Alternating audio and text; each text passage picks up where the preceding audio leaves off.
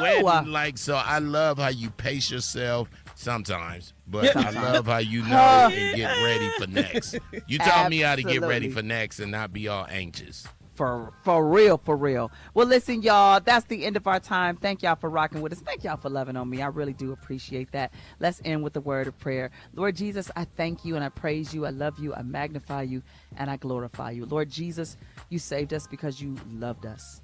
You wake us up every morning because you love us. Lord, help us to get more acquainted with your love. Help us to be more invested in your love. Help us to be focused on your love, Lord Jesus. Help us to be consumed by it, so much so that the enemy and his lies can't penetrate, that people and their issues won't stop us or won't block us from operating in a place of love. I thank you and I praise you for your love. Continue to love us all day long. In Jesus' mighty name I pray. Thank God. Amen. Amen. Amen. Y'all have a good one and we'll see you tomorrow. Faith walking. Love talking. Enjoy living. On Get Up Mornings. Bye, everybody. Love you, Mama. Bye, Lily. Get up, 'cause you can't stop. Get up, got a lot to do. 24 hours, almost gone. Get up. Do you owe back taxes or have unfiled tax returns? The IRS won't quit until they get your money. Here's great news, fresh from those in the know. Major changes have happened at the IRS. If you owe more than $10,000, you may be eligible for a 99% reduction of what you owe. Haven't filed a return for a while? Their happy clients are talking. The IRS was going to levy my bank account, but Guardian was able to prevent that and fix all my IRS issues. Thanks again, Guardian Tax. Need relief from crushing tax debt? The IRS now has special programs. Guardian Tax knows all about them. Personal or business, this is the fresh new brick you've been hoping for. We aren't the company you call when you need a hug because you're scared of the IRS. Guardian Tax is the company that wins when you need it most. Guardian Tax Service is really great to work with. They really help me out. I'd recommend them highly. Call now for a free confidential consultation. 800-494-7807. 800-494-7807. 800-494-7807. Results are not guaranteed and will vary based on your individual situation. I slept in a lot of different rooms, different beds, but none of them really felt like mine. I spent 14 years in foster care, mostly in group homes. And I never had much stuff because I always had to be ready to move. Why get things if you just have to let them go? There are more than 100,000 children in foster care waiting to be adopted. The Dave Thomas Foundation for Adoption is working to help find them a forever family and a permanent home of their own. Now I have my own room with walls that tell my story. I love hanging out in here. I play dress up with my sisters and I sing and make videos. But the best part, knowing I'll always have a place to go and a family that loves and supports me. If you have room in your home or your heart, see how you can help at davethomasfoundation.org. We are the keepers of the wild, America's original and most invested conservationists. For more than 80 years, we've been committed to conserving wildlife and the natural landscapes that define our nation.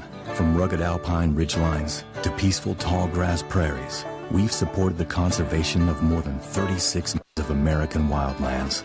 Our funding has led to cleaner water, fresher air, and improved wildlife habitat. From abundant fish and waterfowl populations to robust deer and elk herds, nothing is more important than maintaining wild spaces for adventurers to explore and wildlife to thrive.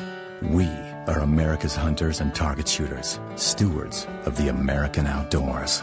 America's hunters and target shooters, along with firearm, ammunition, and archery manufacturers, have invested more than $46 billion to help state fish and wildlife agencies manage and protect wildlife and wildlands across America. For more information, visit outdoorstewards.org. The thought of my sons growing up without me inspired me to quit smoking. I talked to my doctors, and then I threw away all my cigarettes, ashtrays, and lighters. I started exercising instead of smoking. Staying away from alcohol when I was first quitting was key.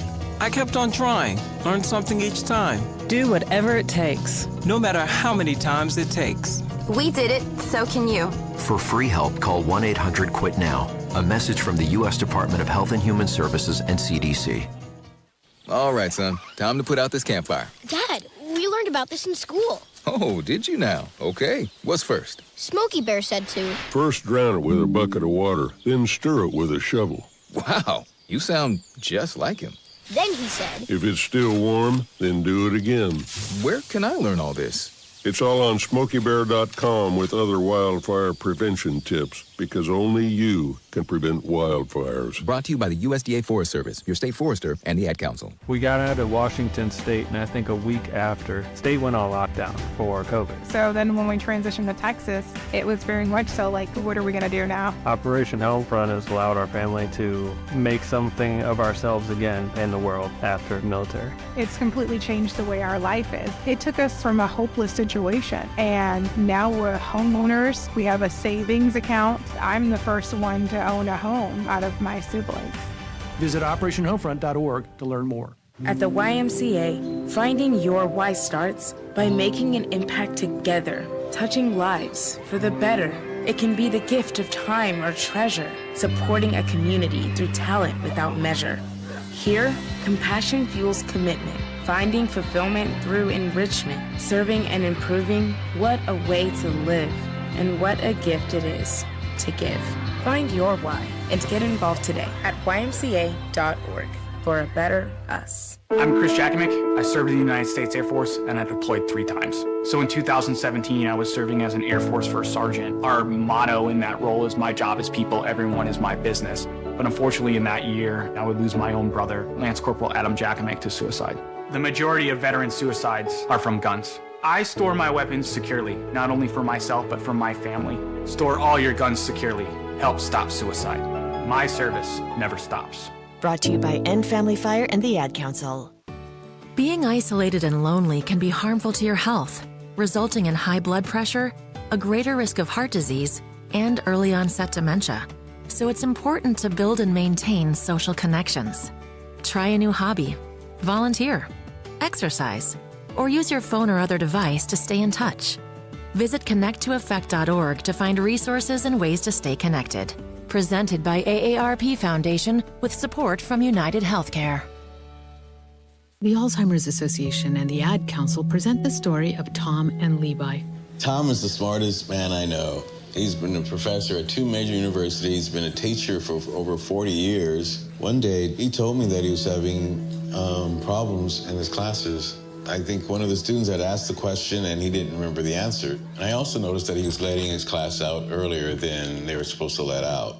And he was telling them that he was doing it as a favor to them, but I think in reality, he just wanted to get out of there. I was really starting to worry because I saw something was wrong.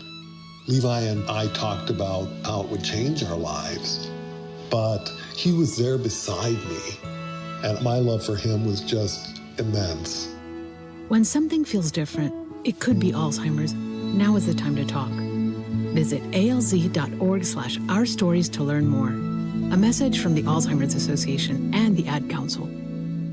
1230 AM, WDBZ, Cincinnati, an Urban One station. Listen online on thebuzzcincy.com. We are 1230 The Buzz, the home of the Lincoln Ware Show. Family members are confirming the identity of a man who died on Saturday in a hit-skip accident in West Price Hill. Percy Relaford was loading a trailer outside of his home when he was hit by a white van that failed to stop at the scene. Anyone with additional information on the van or driver is asked to contact police. Authorities are sharing the name of a man who was fatally shot on a Cincinnati bus on Saturday. 52-year-old James Bond was shot on the bus not far from the Cincinnati Zoo. Police later arrested 27-year-old Leonte Costin on a charge of murder. A teenager is hospitalized at UC Medical Center after having been shot on Sunday night in Covington. The shooting happened just after 9 p.m. at a location on Madison Avenue. The victim's condition was last reported as stable. A suspect is in custody after a Sunday shooting at a Northside gas station. This incident happened at a BP gas station around 6:30 p.m. The victim was taken from the scene to UC Medical Center and is expected to survive their injuries. I'm Heather Pasco on 1230 The Buzz. The views and opinions expressed in this program are those of the host and guests and do not necessarily reflect the views of Urban One Incorporated, Radio One, or any of its subsidiary companies. The Lincoln Ware Show is on. In 3, 2, 1. Now. Right now. Now.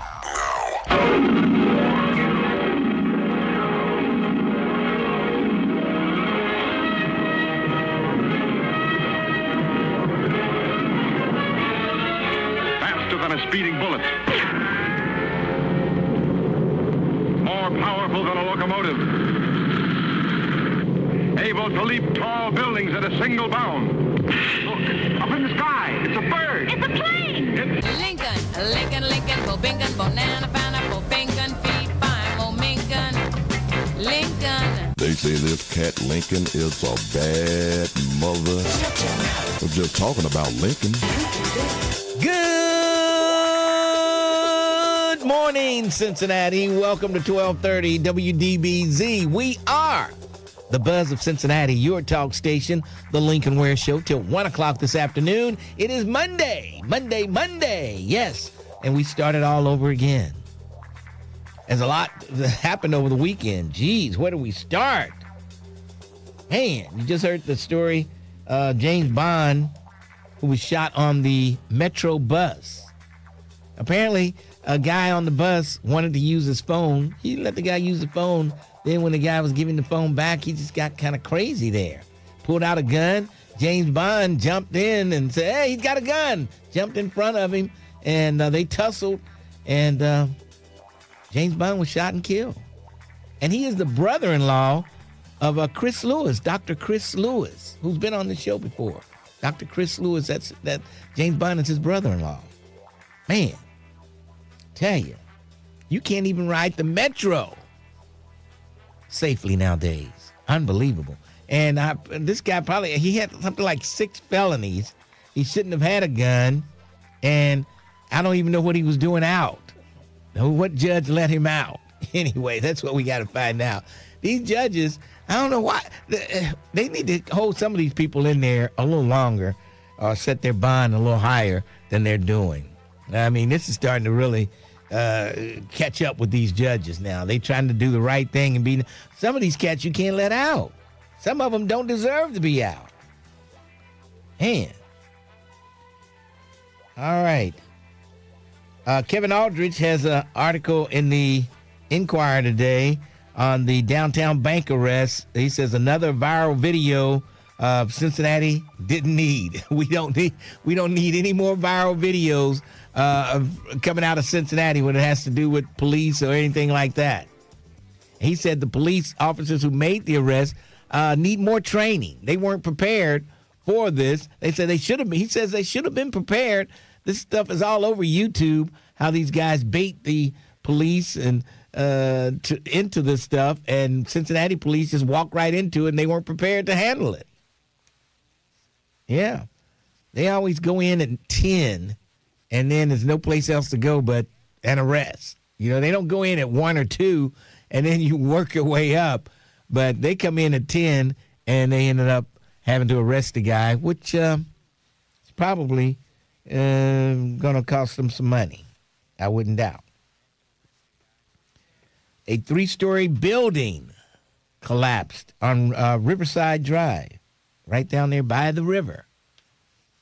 And it was a vacant building, and city probably had issued fines or something like that, and the person probably didn't do what the city had told them to do, and look what you have. Luckily, no one was walking by, no one was injured. But you have these guys like Stanford. Well, the city, they're gangsters, they're criminals. The guy probably should have either torn the building down or fixed it up so people could move in it. You just got an empty building just sitting there. Who knows how long it had been sitting there. And there you go. It collapses. Yes. So now it is gone. They'll tear the rest of the building down. A woman turned the cards on a police officer. Greater Cincinnati woman allegedly pepper sprayed and attacked police officers during an arrest. They were getting ready to arrest her, and normally they're the ones with the pepper spray, but she turned the tables on them and pepper sprayed them. You know, jeez. You don't expect cops to be pepper sprayed. But she got the jump on them, and she did. She's 39-year-old Jamie Seville, was being arrested by police for an unspecified crime when she deployed pepper spray into the arresting officer's eyes. So she'll get even more, whatever they were arresting her for she'll get more charges on her now. She'll do some extra time, it looks like. Yes. Extra time is in order. Another shooting, this one was in Northside at the BP station, right there on Elmore, right there off of Coleraine. I guess two guys were fighting over a woman, once again, fighting over a woman, and boom. Now neither one of them will get the woman. The guy's going to live. He was shot in the head, but he's going to live, and I think they have the suspect. Witnesses said the two men had been arguing over a woman before the shooting. Oh, boy. I tell you, more and more that's happening. Well, the weather's starting to get warmer. These women are wearing these little nice, tighty tights and short shorts and hot pants. And these guys don't want anybody else looking at them. And, and here we go. I don't know. Cincinnati man accused of touching multiple women on their rear ends in the last couple of days. Now, the one they had video, he was on his bike. He rode past her and just slapped her on the butt. I mean, it was a good smack, too. She was mad as hell. Boy, if you had seen her after he smacked her on the butt, she was coming after him, but he just rode on off. And the other lady says she was walking her dog, and the guy came up and just grabbed her without her permission. He was riding on an electric bike. Yeah. Just grabbed one side of it, she said, and just, boy, oh boy, these cats have lost their mind. But a lot of people talking about the Metro bus shooting, they're saying James Bond was a nice guy, good guy. Everybody thought he was great. They loved him. And here he is trying to help somebody out and ends up dead. I tell you. I finally got a chance to watch that Kevin Hart roast. Oh, my goodness. Anybody watch that on Netflix? Oh, my. You talking about brutal. Man, they didn't pull any punches. And just as I was reading an article from The Root, it says these black comedians aren't hitting like they used to. People are saying black comedians are not funny anymore. A lot of them, they have sponsors. They're afraid they're going to get, they're going to get canceled. So they walk a thin line now, and they're just not funny anymore, people are saying. Yeah. It said people feel like comedians just aren't that funny anymore. They said the audience have become more sensitive, and which are making the comedians a little more out of touch. Or if they go to the edge, they're just straight up racist. Okay, so if you watch that Kevin Hart, you got some of it. You got some racism. You got you got some of everything, and it was X-rated too. Stuff they were saying was X-rated. I couldn't believe it. I could not believe it. And The Rock, I think he got a little drunk before he got up there. He was out of control. Out of control. Yes. He had a little too much tequila there. Yeah. Well, it looks like the senators are finally growing a pair. U.S. Senate official on May 16th removed security funding that could be used for Donald Trump's planned White House ballroom from a massive spending package. Democratic lawmakers said Republicans' efforts to devote taxpayer money to the contentious project is going nowhere.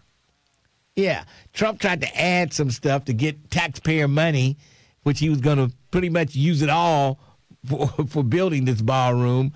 No, use that $400 million you got from your donors. What you say, that's what you'd say. We know you're lying about that. That's why he's trying to get federal funding. We need more security, so we need more money for security and for the Secret Service. No. Don't fall for the okie doke. Don't fall for it. And Hegseth is coming to Northern Kentucky today. Yes, the big election tomorrow over in Kentucky. And I tell you, Massie is in for the fight of his life, but I hope Massie wins. I mean, it's like the lesser of two evils. I want Massie to win only because Donald Trump doesn't want him to win. You know what I mean? Gelrin is Trump's pick. Gelrin, I think it is. And he wants his guy in there. Massie has voted against Trump on a few things. But like Massie said, I voted with Trump more things than not. So we'll see if those Kentuckians are smart enough to not let Trump fool them again. Are the Kentuckians smart enough to stay with the guy Massie, and not send the puppet to D.C.? Will the Kentuckians be smart enough? If you're from Covington and you listen to the Lincoln Ware Show, I want to hear from you today. 513-749-1230.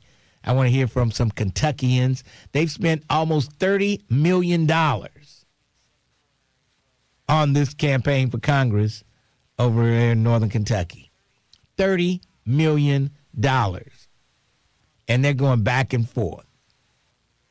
Back and forth. Tim Heidel says Gilrine will win. I hope not. He's going to be another puppet that Trump has up there to do his bidding. And at least Massie says, hey, when this stupid spending, I'm going to vote against it. This waste of taxpayer dollars, I'm voting against it. And you got to like a guy like that. Although he is MAGA, truly MAGA, right-wing MAGA, but like I say, I'd rather have Massie win just because Trump hates him. So we'll see. Kentuckians, wake up. Wake up. Don't let Donald Trump win in Northern Kentucky. I'm rooting for you, Kentuckians. I'm rooting for you. Yes. We'll see what happens. Their primary is tomorrow, and we won't see every other commercial on TV, a political commercial, for a while. They'll be back soon, but they might take a break for a couple of months, and then they'll be back. All right, we're going to take a break, and then we'll come back. 513-749-1230. It's Lincoln Ware, 1230, The Buzz. Cincinnati. Want to stay plugged in with 1230 The Buzz and get the inside scoops?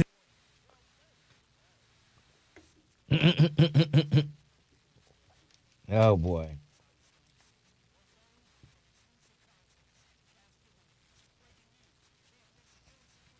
Trump has said he does not care how it hurts Americans financially. All he wants to do is stop the Iranians from getting a nuclear weapon. He wants to protect Israel. That's what it boils down to. Protect. If Iran did get a nuclear weapon, I don't think they could get anything that's going to reach the United States before we could shoot it down. So he's protecting Israel.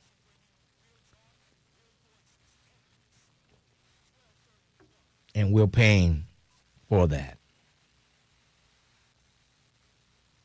I know candidates that he campaigned for in Louisiana and Indiana won big.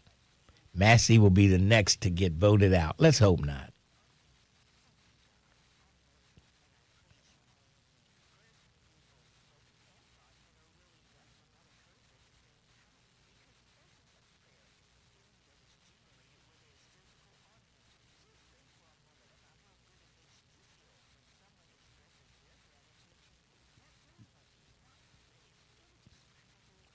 Damn shame all them buses went to Selma to line dance this weekend. Today it's crickets in front of the State House. Oh, boy.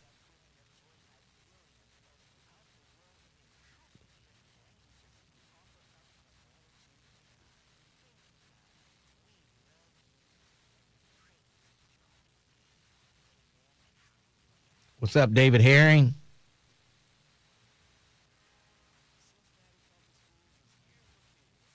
What's going on?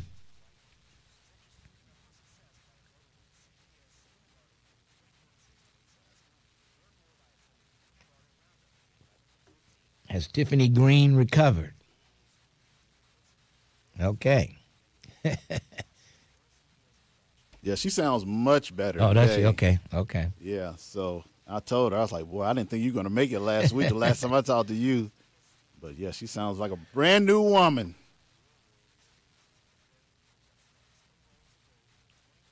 She must have got some TLC over the weekend, Mr. Maybe she Ware. did. Maybe she did.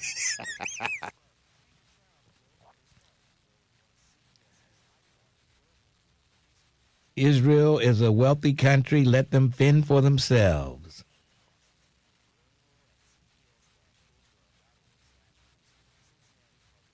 He loves the poorly educated. They will vote against their own best interests because Trump told them to. That's true.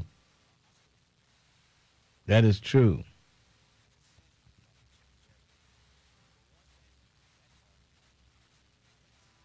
Oh, was music in the air this weekend? Was it this weekend? Okay. Where did they have that? Oh, that was at Corinthian. That's right.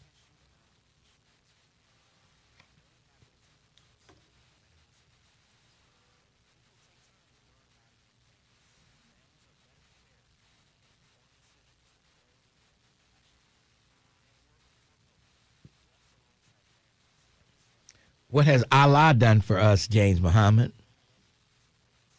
What has Allah done for us? Please tell us. And assalamu alaikum, by the way, Brother James Muhammad.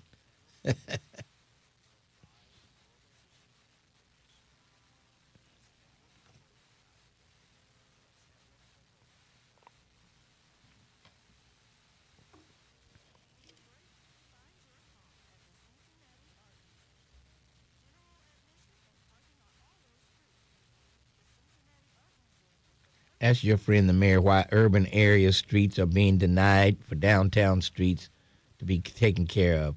What are you talking about? Being denied? How?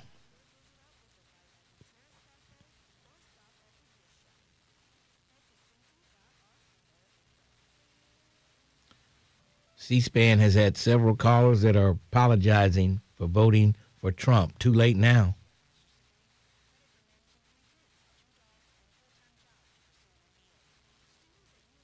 Ebola is back. Yes, it is. Lincoln, does the buzz have a job for Bishop Bobby Hilton since he'll soon be unemployed from his day job? Well, he has a job. He's a preacher. The winning, we didn't do very well in the Preakness this weekend. I'm sure we'll hear from Mike McCoy. The bookie's been binge drinking again. Uh-oh. Oh, boy. I hope I played Bill's song.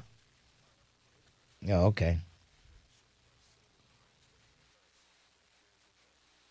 Takes to cause an overdose. It could be in your drugs, and you wouldn't be able to see it, taste it, or smell it. Learn more at cdc.gov/stop-overdose. Don't leave us in the car. Take us with you. Go to your favorite app store, search WDBZ, and download the Buzz app today. 1230 WDBZ, the Buzz of Cincinnati, your talk station. Lincoln Ware on a Monday morning, 513-749-1230. That's my number if you want to jump on board. Want to remind you, it's a party with a purpose. It's back. Ricky Smiley on the One Voyage 2026 cruise, taking place October 26th through November 1st.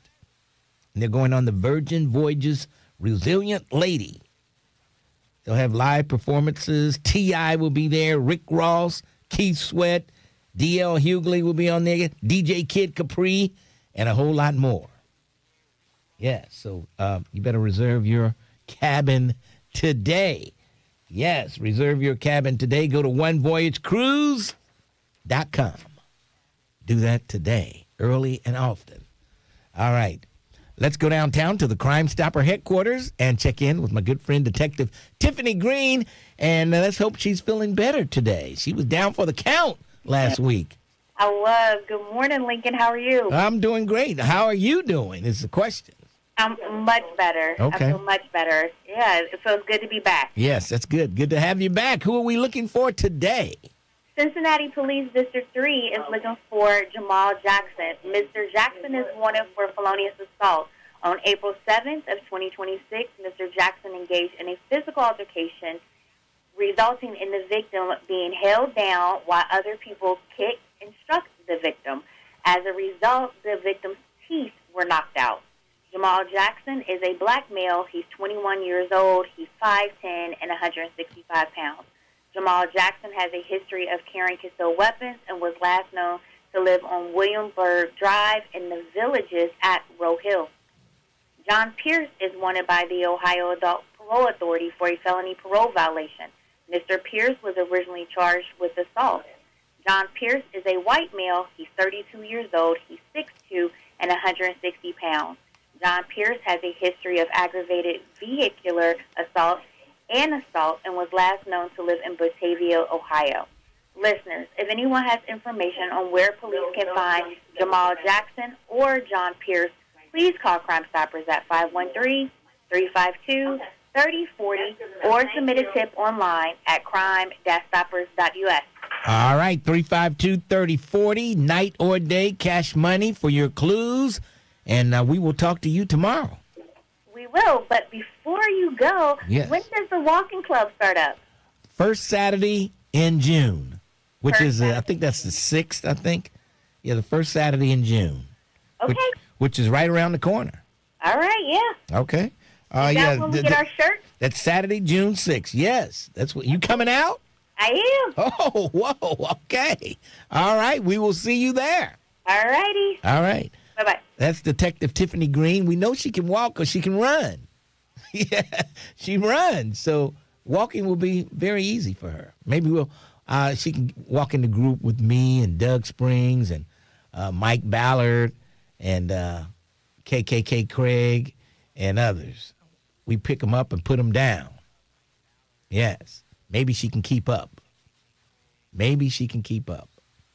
We'll see. And, of course, we've got your shirt out there waiting for you, Terrence Howard. Man, keep it warm, Mr. Ware. I'm telling you, I can't wait till to go out there and get that shirt. I know you can. And be around all the beautiful people at the Lincoln Ware Walking Club because I love being around people. Yes, you know I that. know you love being around people. They will be looking for you. Where's Terrence Howard? Why won't he come out? I'm right here. All right. 513-749-1230. Lincoln Ware with you, and these viruses look like they're getting ready to pick up again. I just hope we don't have another shutdown. You know, nothing's in the United States yet. The people who are on that boat, they're still in quarantine, and they're there because they agreed to stay. They don't have to stay. See, we need to have some laws to make them stay in quarantine for how many ever days they need to. But they can just get up and walk out now if they wanted to. But I'm glad they're staying. I think it's like 42 days they have to stay. And so far, none of the people who are on that boat who live in the United States, none of them have the disease yet. But it could happen. Let's keep our fingers crossed that we don't have another breakout here in the United States. We've got to get these shootings under control. That's what we've got to do. Get these shootings under control. And how do you do that? You really can't. I know everybody wants to blame the mayor. He can't help it if he's out of town when the shooting occurs. He could never go anywhere. Especially now with the weather warm, we're going to have a shooting almost every day from here on out. And there's nothing the mayor can do to stop them. Was there anything that the mayor could have done on that bus over by the zoo Saturday morning? Is there anything that the mayor could have done to prevent that shooting? Just ask yourself that question. How could that shooting have been prevented? Ask yourself that question. And I'm sure your answer will be, not really. Not really. If you have a different answer than that, please give me a call at 513-749-1230. Because there's nothing the mayor, the city manager, the police chief, there's nothing anyone could. What about the shooting over there at the BP gas station on Elmore? Who could prevent two guys from fighting over a woman and the other guy pulls out his gun and shoots the other guy in the head? Who could have stopped that? James Bond tried to stop the shooting, but he ends up getting shot when he was on the bus. He tried to stop it. Hey, he's got a gun. And then he stood in front of the gunman and the passengers, and he ends up getting shot. So I'm about tired of people saying the mayor needs to stop this shooting. The mayor can stop it. Where was the mayor? The mayor would have to eat City Bird breakfast, lunch, and dinner to have stopped the shootings down at City Bird. All right, we're going to take a break. How did you do on the Preakness this weekend? Well, not so well. Mike McCoy's numbers did not come in like we thought. I don't know. I mean, you have some ups and downs. We still got one more shot. The Belmont Stakes coming up the 6th of June. The Belmont. And so, yeah, Mike McCoy's on. And that Great White didn't do as well as I thought he would do. Where are the white women at? No. All right. Let's take a break, and then we'll come back. 513-749-1230, Lincoln Ware with you. It is Monday, 1230, The Buzz. Bringing you the stories that go beyond the headlines. The Tavis Smiley.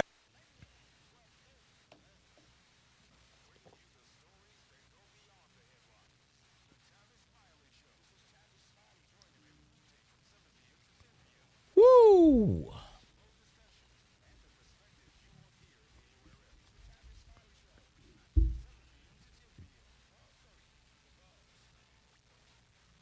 What's up, Tanika from Orlando?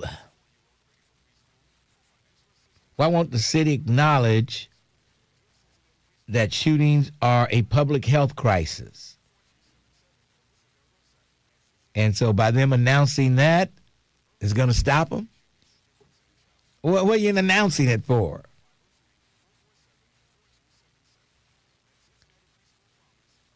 And I am tired of the mayor saying, that's unacceptable. That's unacceptable.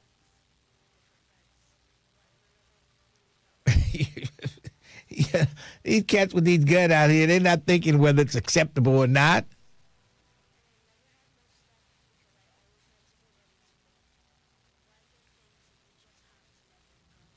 Don't waste your money on that movie, Is God Is. It was corny and a bad ending. Okay. You'd be even more pissed if the mayor didn't say anything about it. Well, yeah. He's got to say something. Well, that's true. What do you want to say? Well, it is what it is. Yeah.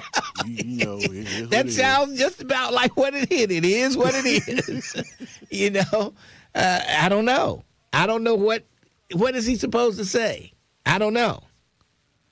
Maybe Unacceptable is the only thing to say.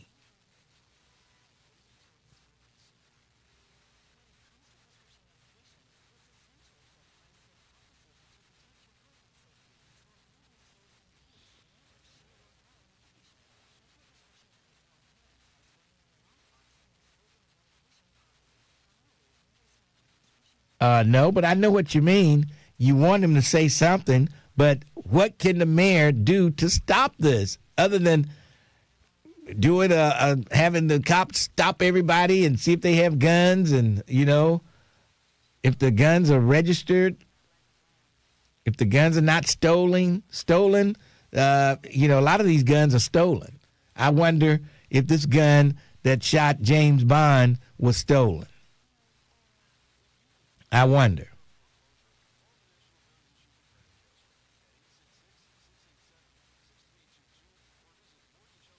James didn't have any enemies. He was a friend to everyone. I'm so mofo mad.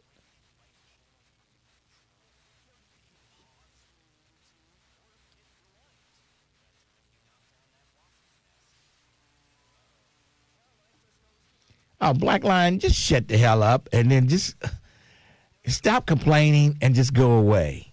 Don't nobody want to chat with your ass anyway.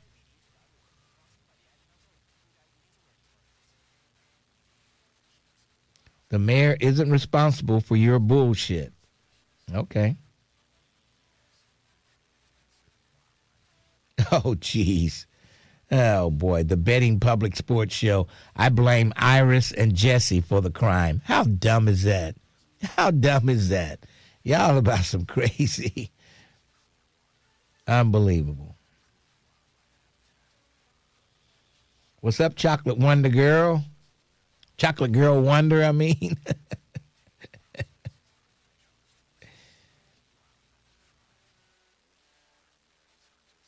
Manufacturers have invested more than $46 billion to help state fish and wildlife agencies manage and protect wildlife and wildlands across America. For more information, visit outdoorstewards.org.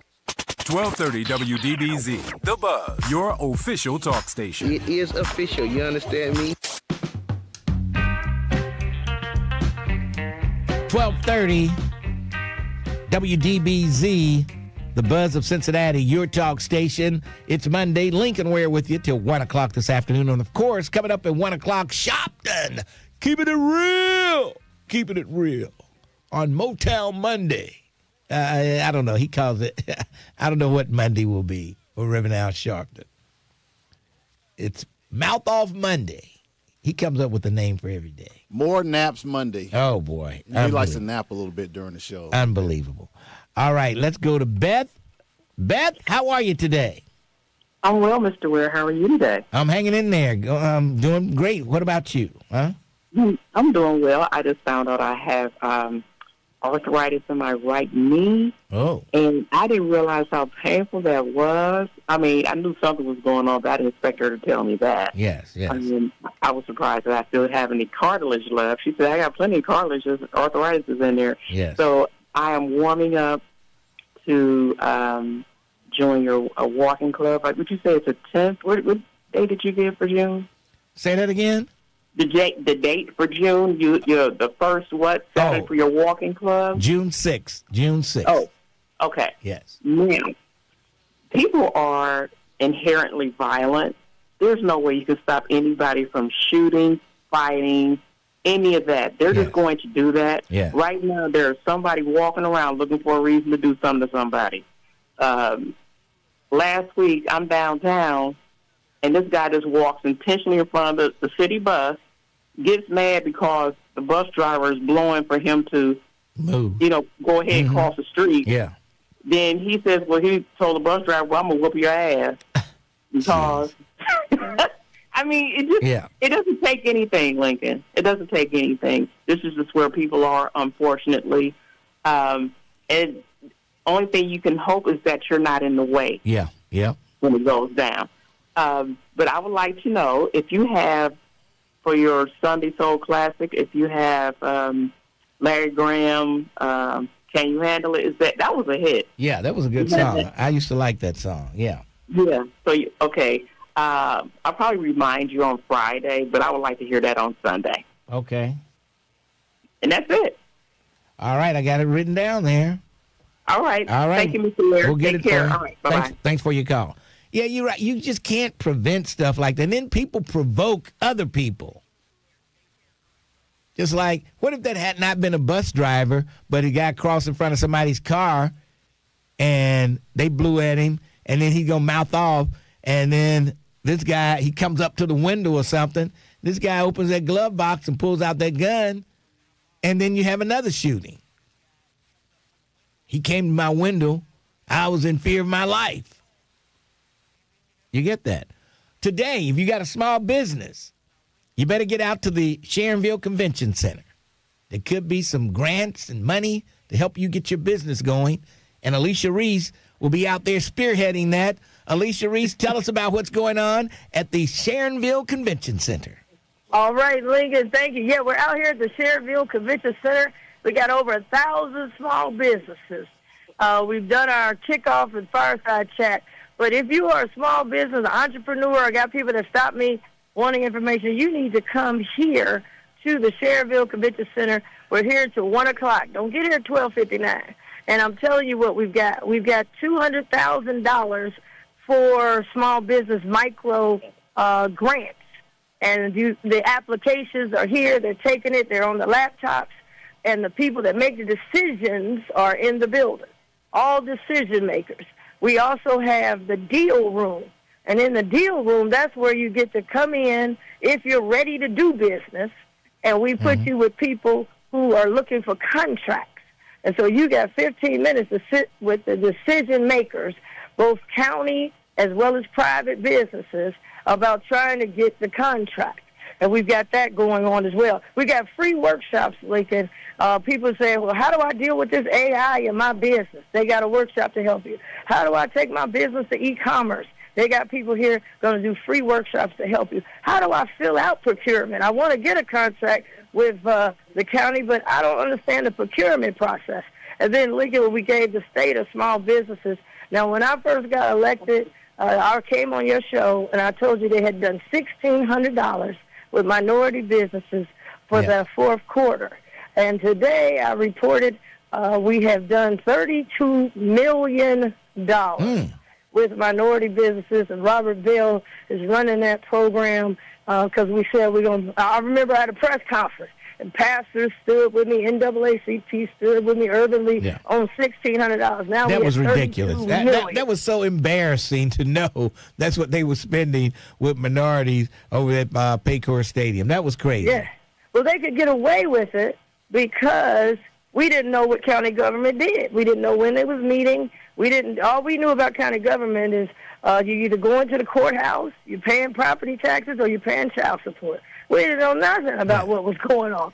And so one of the things we've done is let people know what's happening. So people, if you're a small business, come today. Don't call me tomorrow. Come today. The decision makers are here. This ain't no leaflet fair. We just passing out papers and go home. We got the computers so you can apply for up to the $200,000 that we have. We've got the head people that's making this procurement director herself. We got $1 billion budget. She's here herself to talk about doing business with the county. Jeff Aludo was here himself. Oh, boy. We want to talk to the administrator. Everybody that's making decisions are over here at the Sharonville Convention Center. It's free parking. The event is free, and you can come over here and get some help. So today we're dealing with small business. We're here till 1 o'clock. Don't get here at 12:59. And we've had over 1,000 people. It's our fourth year. And Lincoln, in 4 years, we've been able to make a difference. You can sign up for our pitch program. We got a pitch competition. You can win up to $10,000. And you can sign up for the pitch program. So this is real stuff, real deal. And I had some people come today that said, man, I came last year and got a contract. This is real deal. So get on over here. We're at the Sharonville Convention Center, and every single thing is free. And also, Lincoln, there's a program called Co-op Cincy, cooperative business creation. If you have a business and say your family don't want to take the business on and you want to retire and and somebody else wants to buy the business but they don't have the money, they got $7 million here today. They need to come over here and talk to this co-op Cincy. $7 million to help you with the business. The other thing I'll say this, I'll let you go. I've been working on this for 3 years. We don't have anything like it ever before. In partnership with Alloy, I had to work with the prosecutor's office, everything. We got to move from renting our businesses to owning. As you see in Avondale, everybody closing doors, they're signing bad leases, getting tangled up. You got to move to ownership if you can. And so one of the things I have is a program. You come over here, you talk to Pete Longo. Ask for him. He's the head guy of Alloy. You get a 504 loan, which is the lowest interest loan you can get. And then when you get the loan, you say, I ain't got no down payment. We put up 50% of the down payment, up to $50,000. And 4 companies today were announced as buying businesses, buying the buildings, and we helped them with the $50,000 down payment. Nobody has it. Nobody's done anything like this ever. And so it took me 3 years. So please take advantage of these things because we don't know how long we're going to be able to have these type of things. So come out here. He's here to talk to you about it. If you're trying to buy a building, commercial, he's here. And we're putting up 50% of the down payment. There's nowhere. I ain't seen that nowhere. So Lincoln, tell them to get out here. Don't call me on Tuesday. We're doing it today. Now let me ask you this. You were talking about they were spending $1,400 on minority business at Paycor, and now they're spending how much? Not just Paycor. Well, yeah, $1,600. Okay. And now we're spending. We did Robert Bell. We reported $32 million done this. Okay. Now, we know we always talk about minority, but that doesn't necessarily mean black. Can you break it down a little bit more? How much black business is going toward how much money is going toward the black businesses? I don't have all of it in here, but I will tell you that there's a majority that's been going to black people. Okay. That ain't never been before. Okay. We was irrelevant. Mm-hmm. And I'm telling you, we're more relevant now. But with all that's going on, I'm saying get here and get in. Mm-hmm. Get in. And I can tell you this is more than we've been spending with black business. That's what we can say. We might have been at zero. Anything would be an improvement at this point. Yes. And let me just even say that I just ran into the young man he's black owned. He's got a company and he does all the video. He has a videography company. Mm-hmm. And I was on the county about, hey, we got to put these contracts out. Young black man. I'm trying to think the name of his company. He's doing all the filming today. Came up and thanked me. Said he came and now he done got a contract. Mm-hmm. Now he ain't just sitting in the audience now. Now he's filming under contract. Okay. So these are the kind of things. And I can tell you something else, Lincoln. The vending machine. I said, man, we can't sell the potato chips and pretzels. We now have a black that's inside of our building. They don't have all the contracts, but they inside the building selling the potato chips, pretzels, and the drinks. We didn't even. I'm all the way down to potato chips and pretzels. We try to get opportunities. Yes. We want to open it up, but you can't just. My job really is just go and vote on something, and that's cool. But we got to be like what happened with Juneteenth. You can't just vote and go to bed. Somebody had to go down to Galveston, Texas, and make sure. So yes, I voted. I wanted to get an Office of Small Business. I got it in the budget. We got it. I wanted to do a small business day. We got it in the budget. But then I had to go beyond that and come up with how do we do it. This is what I want. I want it to be real. I want to have a deal room. I want to have the computers there for us to apply. So now it trickles down to really help the people. So get out here. Don't call me on Tuesday. I can't give you no contract. All I can do is put the decision makers. Okay, somebody had a question for you, Alicia, on this thing. Tony, you have a question? Yes, I got a question. I was wondering when you were saying that the grants would be eligible for businesses. I own several apartment buildings, and I was wondering would I be eligible for those grants? If you're a business, Tony, you got to come out to. I can't answer it on the Lincoln Ware Show. I'm on here just to tell you we out here. You need to get out here and come and talk to the head person. When you get here, I want you to come in and you're asking for Jeff or Ludo, or you are asking for Robert Bell, and they'll be able to answer your questions. Okay? Oh, okay. Get out to the Sharonville Convention Center. That's what we're doing. We're at the convention center with all decision makers are here. I would say that's a business. You're in the real estate business. That's a business, yeah. The real estate business. Yeah. They handling all different sorts of businesses. All right. Okay. Tony, We'll see you, Tony. Get here before 1 o'clock. Thanks for your call. All right. Alicia Reese, thanks for calling, and we'll talk to you later. Good luck out there at the Sharonville Convention Center.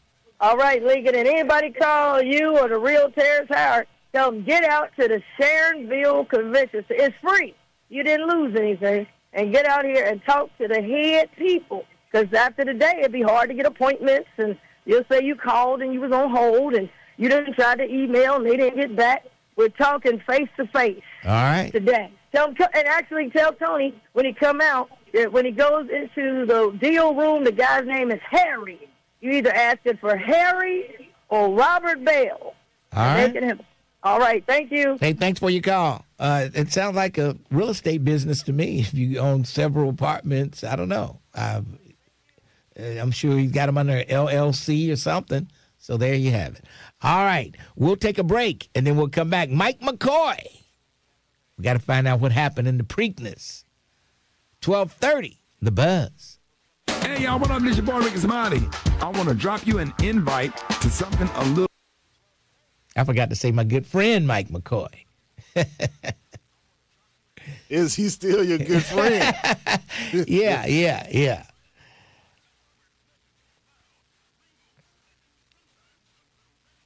Why people think they can get all their questions answered on the Lincoln Ware Show. Because most times they do. You know? Most of the time we can answer your question. She's been talking about this thing for months. This is not the first time you heard about this business. It was even on the news this morning. They were talking about it on the news.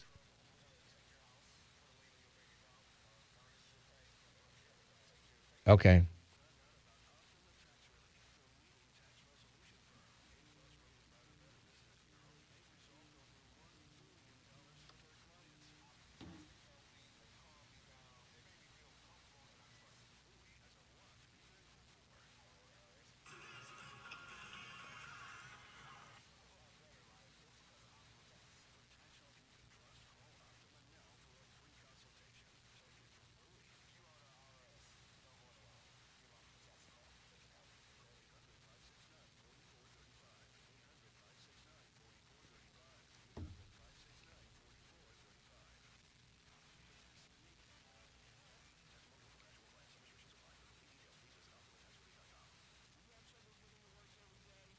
Oh, my God. Oh, geez.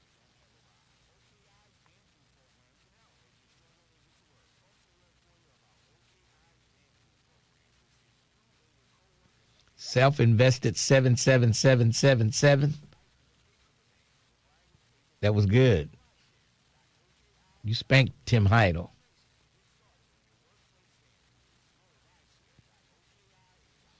You have lost more money than you have won with Mike McCoy's picks. Oh, boy. I tell you, that Thomas Massie commercials with the big old elephant, got the Trump hair and got the MAGA hat on. These cats. The elephant has the Trump hair. Big old elephant walking behind Massie, and he's got Trump hair and a MAGA hat on. Unbelievable. Trump is as big as a big old elephant, too.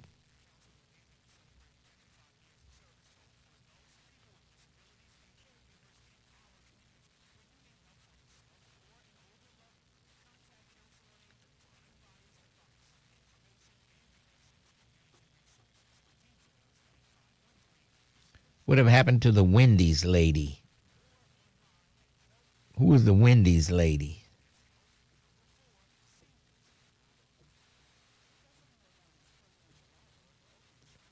If Mike McCoy says to go right, you should go left. City Man 6912, how do you stop folks from acting a fool? You can't.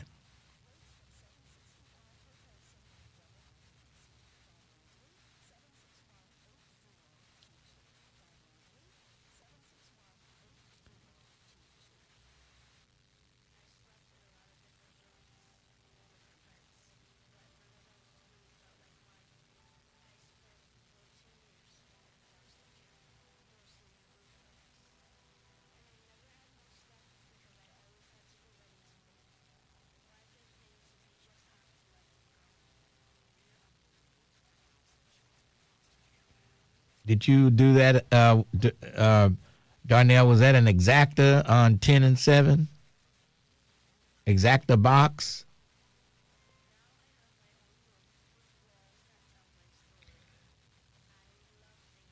What has Stephanie Dumas done for the black community all these years? Why did it take Alicia Reese to enlighten the black community about all the corruption going on? Expressed in this program are those of the host and guests and do not necessarily reflect the views of Urban One Incorporated, Radio One, or any of its subsidiary companies. Giving voice to the community. We are the Buzz of Cincinnati, your talk station.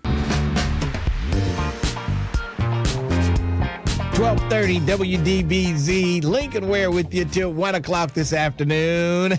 And you're enjoying this music, Mr. Ware. I can tell. I'm just trying to. The look on your face says, man, I love this stuff. Give me more, Terrence Howard. Oh, well, you got it, Mr. Ware. Oh, boy. For the rest of the show. You I got tell it. you. Oh, yeah, for the rest of my life here on the radio, I guess.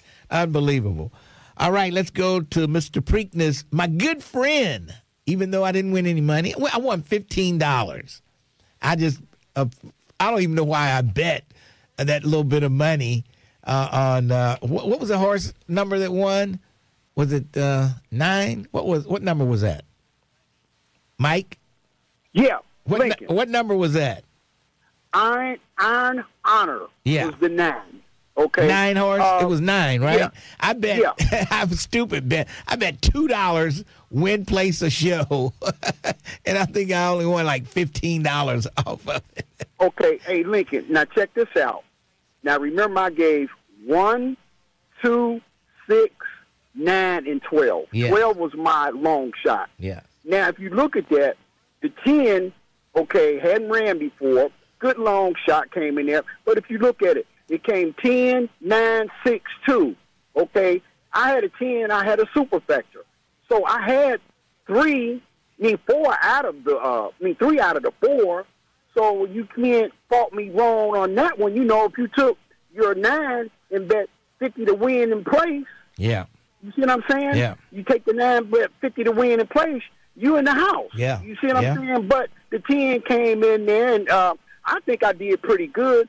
And, like, I had the 9 by itself also, but, like, I had, like, about $20, you know. Yeah. I was like you. I needed to bet more on it. But, you know, I got the Belmont coming up, so I don't think that I looked at it too bad, you know. And like Joyce said, you know, you got to throw a long shot. And the 10 was the long shot, you know. You know, and I'm not making any excuses. But anyway, Lincoln, I'll be looking at the Belmont and see what happens there. And believe it or not, I was up there, and there was a couple in front of us, and black couple, and then a lady placed her bet. She said, I bet what Mike McCoy told me to bet. I got Mike McCoy's numbers, and she had a little sheet of paper and everything. Well, you know, it's for entertainment purposes only. Yes. Like I said, Lincoln, you know, if you look at it and whatever came in, I was in the ballpark, but I was in the wrong seat.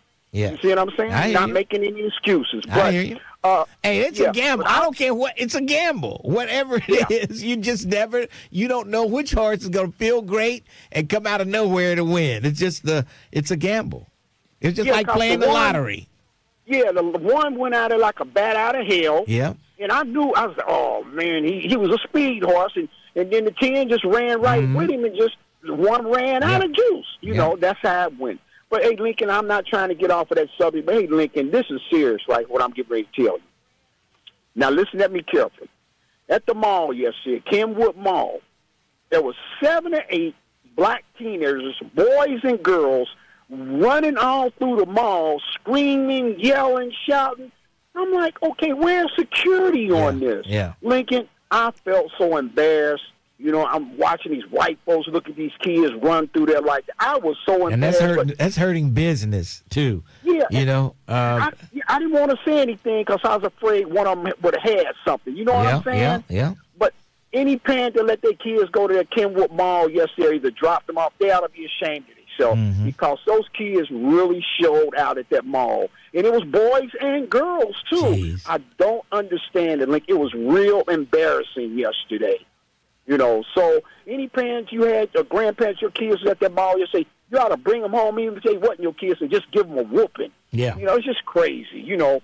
But I'm going to go ahead and and then if the security had arrested them or something or put them out, then the parents would be complaining, you know, upset that they got put out.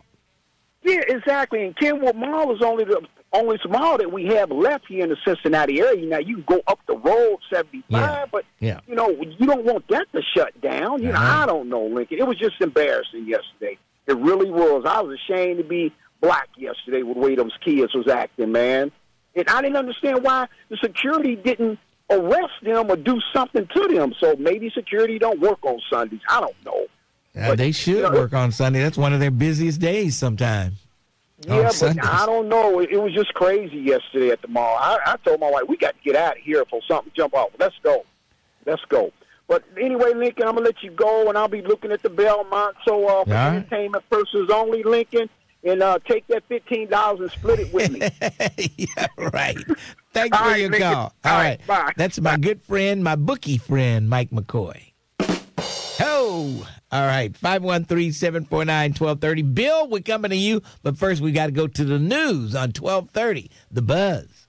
1230 AM, WDBZ, Cincinnati, an Urban One station. Listen online on thebuzzcincy.com. We are 1230 The Buzz, the home of the Lincoln Ware Show. The views and opinions expressed in this program are those of the host and guests and do not necessarily reflect the views of Urban One Incorporated, Radio One, or any of its subsidiary companies. A teenager is hospitalized at UC Medical Center after having been shot Sunday night in Covington. The shooting happened just after 9 p.m. at a location on Madison Avenue. The victim's condition was last reported as stable. A suspect is in custody after a Sunday shooting at a Northside gas station. The incident happened at a BP station around 6:30 p.m. The victim was taken from the scene to UC Medical Center and is expected to survive their injuries. Family members are confirming the identity of a man who died after a Saturday hit-skip accident in West Price Hill. Percy Relaford was loading a trailer outside of his home when he was hit by a white van whose driver failed to stop at the scene. Anyone with additional information on the van or its driver is asked to contact police. Authorities are sharing the name of a man who was fatally shot on a Cincinnati bus on Saturday. 52-year-old James Bond was shot on a bus not far from the Cincinnati Zoo. Police later arrested 27-year-old Leonte Costin on a charge of murder. I'm Heather Pasco on 1230 The Buzz. Did you miss something? Catch the rebroadcast. Do it again. For the full schedule, go to thebuzzcincy.com.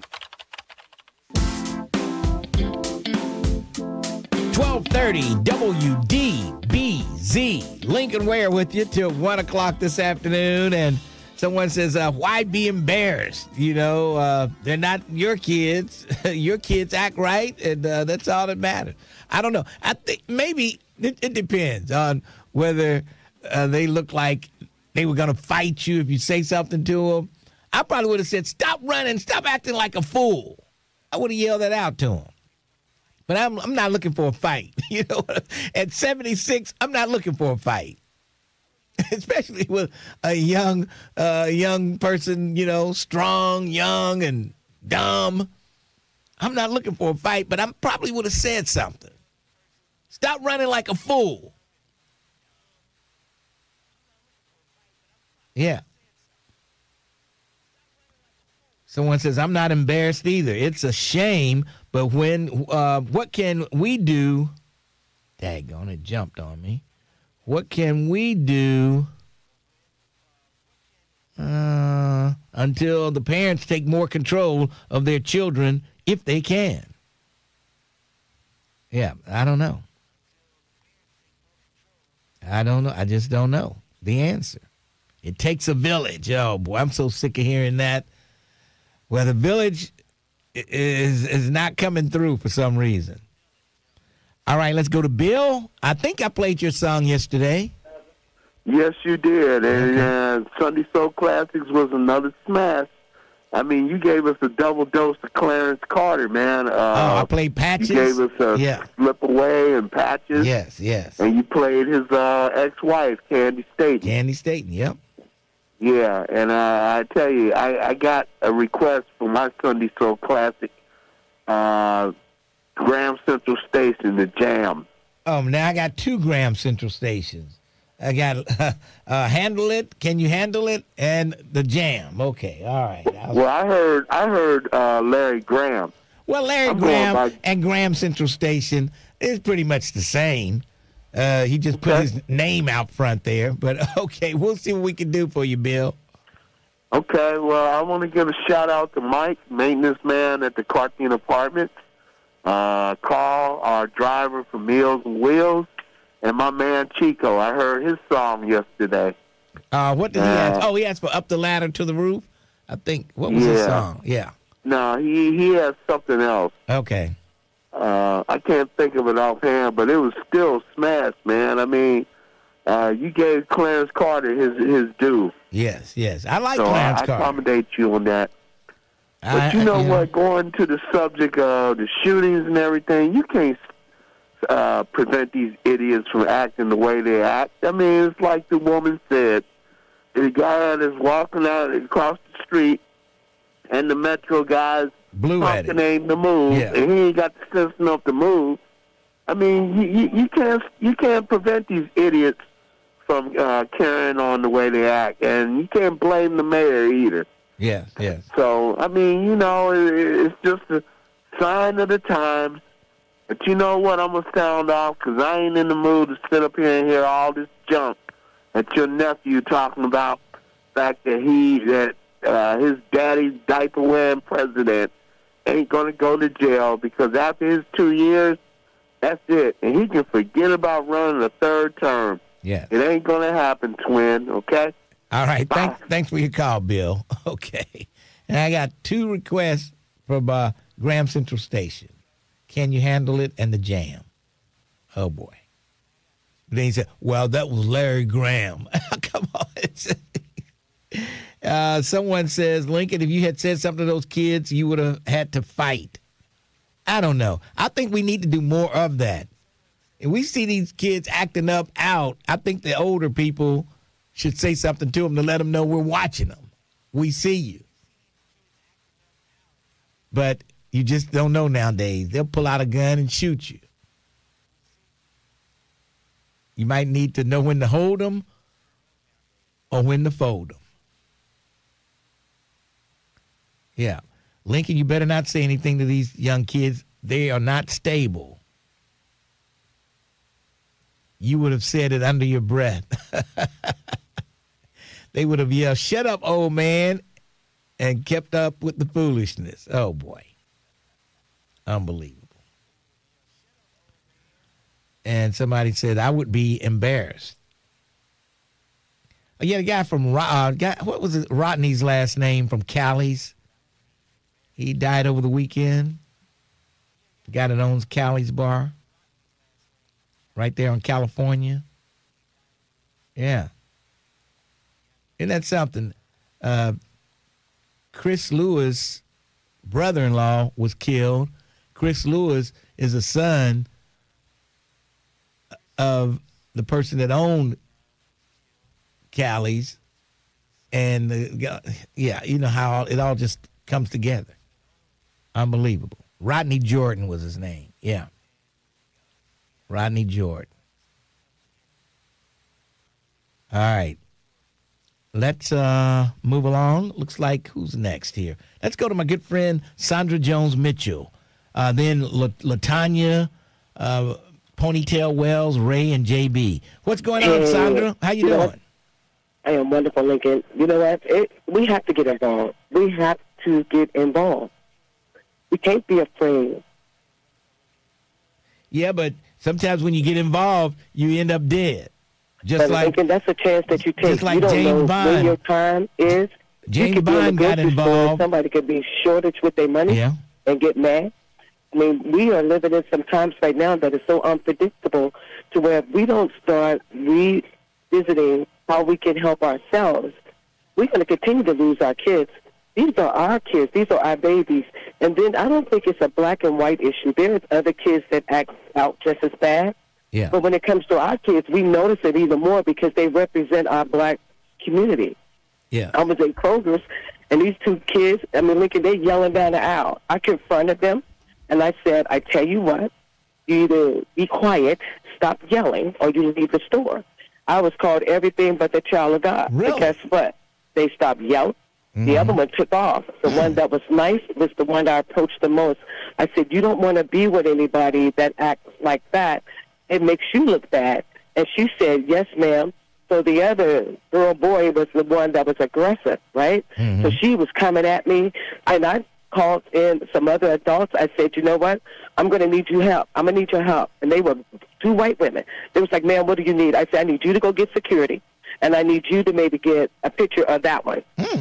Okay. And they shut it up, and they left the store. Yeah. And now, when I walked out the store now, Lincoln, I'm thinking, like, where they at? Because I'm looking for them. Yeah. Because I know that they're going to retaliate. And Lincoln, I was pretty much okay with that. Because at some point, we can't be afraid. We can't be afraid of our kids. Yes. And so those kids that are struggling, they're struggling for a reason, academically, spiritually, financially, emotionally, mental health, their parents. You know, working with the elderly as long as I have been, I credit a lot of that to offspringing that trauma and passing it on down. So we won't pass down wealth, but we'll pass down mess. And we have done that. And so we need to take a closer look at ourselves on things that are happening in our community. We pick and choose where we want to go. We pick and choose who we want to support. And we have dropped the ball.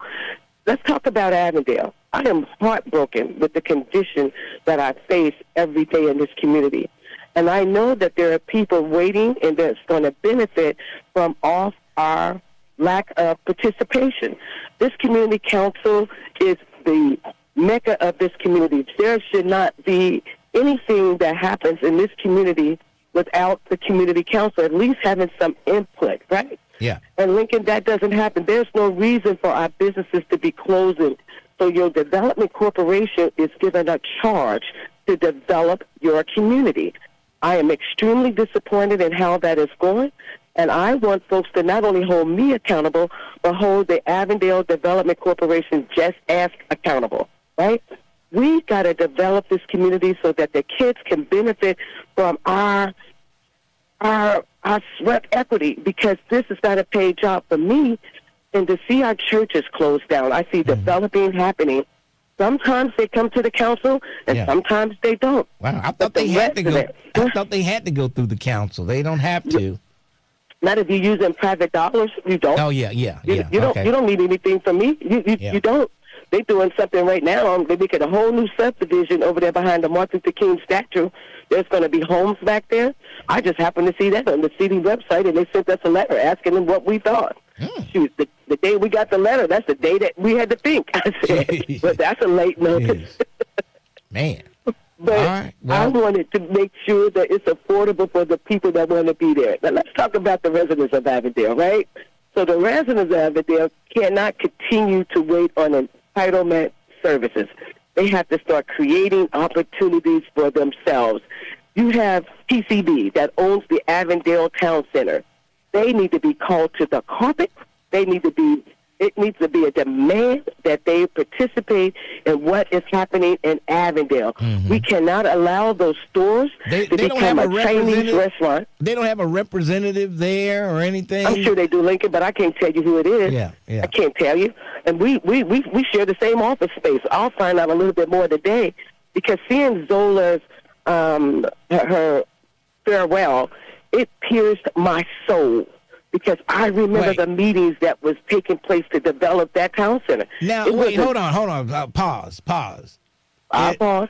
Is Zola's open now or closed? Because I know when they said they were going to close, then they open back up. I saw a video. Zola's is open. So is it open or closed? Well, I'm thinking she's got a partnership with somebody. Zola got to speak for herself. So, okay. I'm pretty sure, like everything else, this is what we do. Mama's house is for sale, but I ain't moving out. Yeah. Right? I ain't moving out because I can still pay the mortgage, and the mortgage company ain't came and put me out yet. Mm-hmm. And so whatever relationship they have with TCB, I'm sure the mortgage is still being paid. And I can't tell you who's paying it. I guess Zola said she ain't paying it no more, so somebody came in and they now paying it. Yeah. Right? But again, that's a community conversation that should be had with the community, because who needs a place where folks don't really want to come, and then the reputation that you have, you bringing in the wrong clientele, right? And so you got to have some control of what happens in your neighborhood. Sandra, I got to move along, but you're right. You got to have control over what happens in your neighborhood. I appreciate you. That's not always possible. Thanks for your call. Thanks for standing up to those kids that were cutting up in Kroger. And I bet you the majority of people would have done the same thing Mike McCoy did, just not say anything to him. The majority of people would not have said anything to those kids running through Kenwood Mall yelling. Yeah, the majority would not have. And that could be a problem. That could be a problem. All right, let's take a break, and then we'll come back. 513-749-1230, Lincoln Ware with you. It is Monday. And, the mayor's coming in on Thursday. The mayor will be in the studio on Thursday. And so we got a lot to catch up on. Oh, yeah, we got a lot to catch up on with the mayor. It's Ware and the Mayor, Thursday morning, right here on 1230, The Buzz. What's happening, good people? It's your cousin Trip Fontaine, and this is the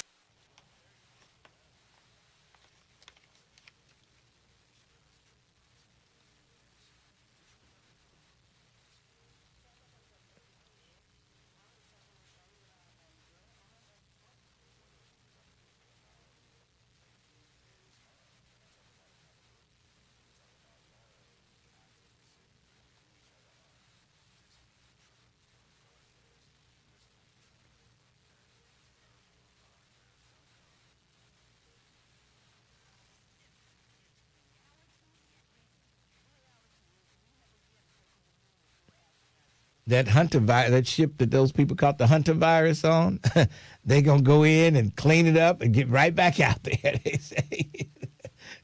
They can't afford that thing to be sitting in the dock. They say they're going to go in and sanitize it and get right back out there. No time to lose.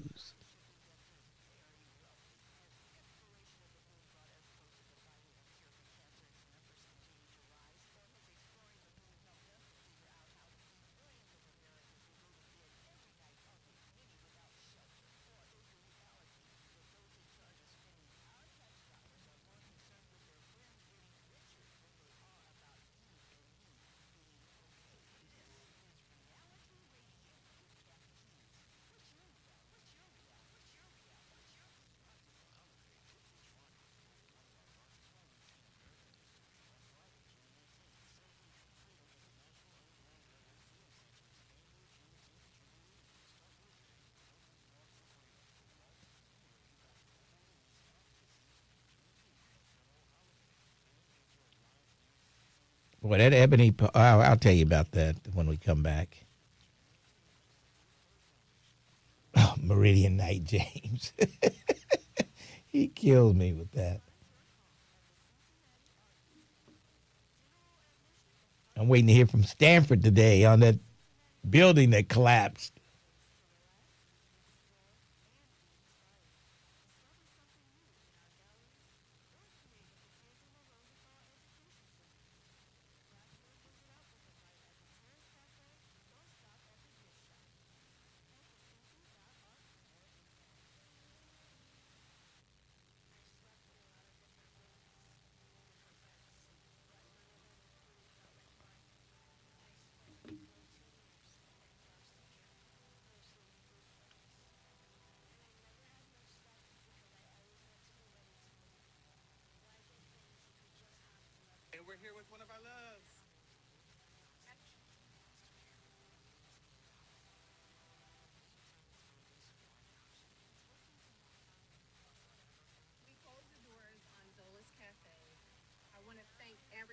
That poured into us and showed us so much love, and we built a strong foundation and a community here. Unfortunately, we will not be continuing in this community, but the relationships that we built will last forever. That stands on. I want to thank you. I love you. Goodbye. Okay, so she's closed. I just saw the video with Zola saying, we're done.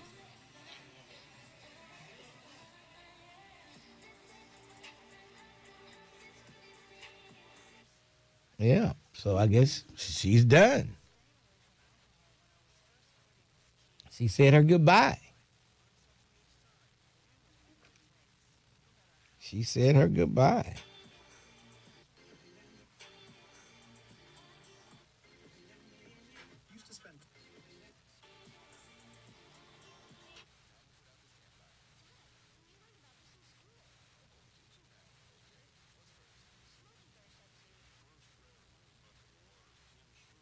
Yeah, I just can't believe Randy. Anybody see Randy Jackson on American Idol? I'm talking about not the Jackson 5 Randy Jackson, but the other Randy Jackson from American Idol. Yeah, I've seen a recent photo. Oh, my God. That guy, he looks like Walking Dead. He does. My God. Oh, jeez. They call it Ozempic face or something. But it seems like it just emaciates you to the point where you look like a zombie. See, you should be able to just take it and stop it after a solo, but they say you can't stop it. Once you start taking it, you have to keep taking it. But it seems like you could wean yourself off of it. Start taking less amounts. I don't know. 1230 WDBZ, the buzz of Cincinnati, your talk station. Boy, has anybody seen Randy Jackson lately from American Idol? He's on Ozempic, and oh my, he looks like walking death. He really does. I can't believe that's the same person. It's got to be a way you can wean yourself off of Ozempic. You can just like start giving yourself smaller amounts, every so often. Just cut it down a little bit until you're down to nothing. Because if you got to end up looking like that, oh my God. Man. I don't know. I don't think it affects everybody. I mean, Oprah doesn't look like that. Oprah does not look like Randy Jackson, and she takes that stuff. So I think it depends on the person. But Randy, my goodness. Remember the 6-year-old who shot the teacher? Remember that case? 6-year-old had a gun in his backpack and shot the teacher. Well, now the former assistant principal is back in court to face a criminal trial in connection with that shooting. Yes. Ebony Parker. Yes, she was a black assistant principal, wouldn't listen to the teacher. Now she's facing 8 counts of child abuse and neglect in connection with the January 6th incident in which a 6-year-old child brought a gun to school and shot the teacher. Shot her in the hand and the chest. Parker resigned from her position after the shooting. The teacher was awarded $10 million after finding Parker liable for ignoring warning signs that the child had a weapon. Why couldn't she just check into it? She couldn't have been that busy that she couldn't have just went to the kid, a 6-year-old, give me your backpack, and just open it up and look in there. What prevented the teacher, the assistant principal, from doing that? But she was too busy, didn't do it, and teacher ended up getting shot, and now she's facing jail.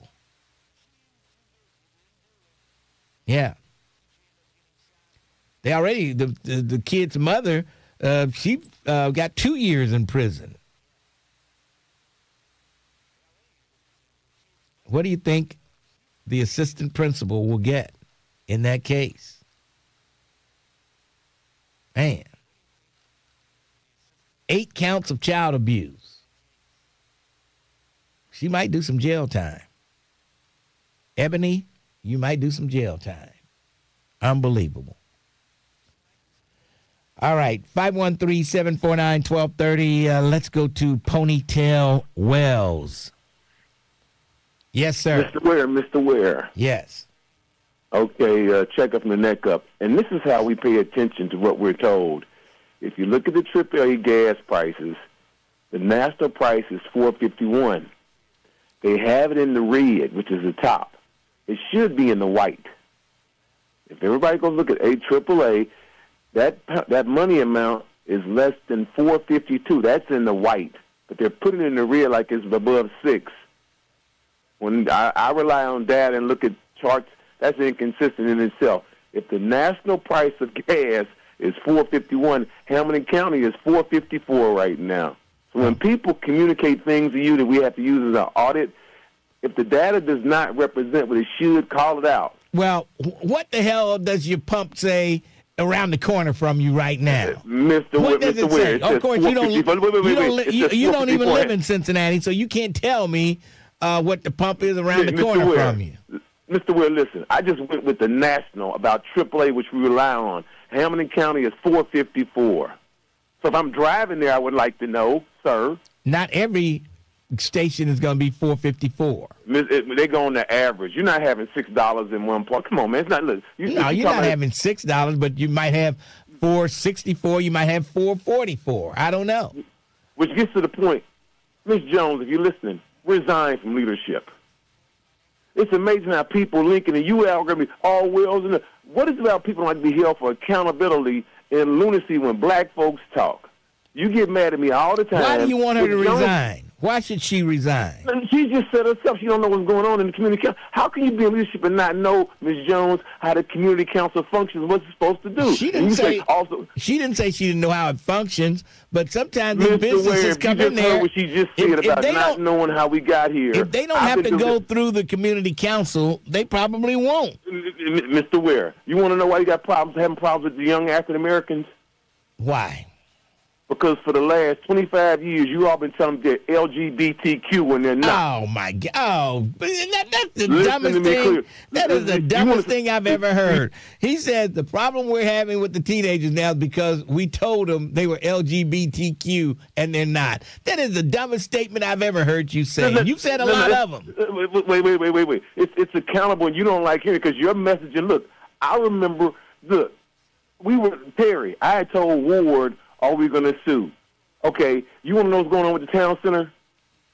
Get Ozzie Davis to call in and say why they want to move the town center closer to the street to have it so it'll be closer to create property value increase. This goes back to when Roxanne Qualls was running for mayor. Ozzie was on her show on City Cable. There was a push to move the town center closer to where it is now. It was recessed back there. This whole thing with Avondale Town Center, where the way it's being done now, there's a couple of underlying issues. They're trying to do what Jerry Pryor said back in the 80s to have the community council run the town center. Guess what happened? KZ jumps in there between Oscar Robinson and the coalition of Christian crooks in Avondale got involved. Listen to me, community. Listen, Jerry Pryor's model was for the community, under the community council, to build wealth and prosperity. All this hospital. I just can't understand why that town center can't be run locally Why we can't have local ownership and run this thing from right here in Cincinnati? Why can't that happen to that little piece of property in Cincinnati? No, you saying that never. Every time people do the critical review and watch it, you argue. Okay, like I brought about the drug market. We didn't need that pharmacy over there. We didn't need 2 bars. But Sandra Jones. Why are you against the pharmacy in the neighborhood? That's part of a neighborhood. Mr. Ware, listen. You all have been playing. You don't like to hear it. I've been around for look, do you remember when Fulton Jefferson had to get off community council because he was still in cable at the spot bar? He was the president. Remember that fiasco? Vaguely, but the man has passed along now. He's gone. No. Look, get Paul McGee to call in. The people who were involved in community I haven't council, heard from Paul McGee in 20 years, probably.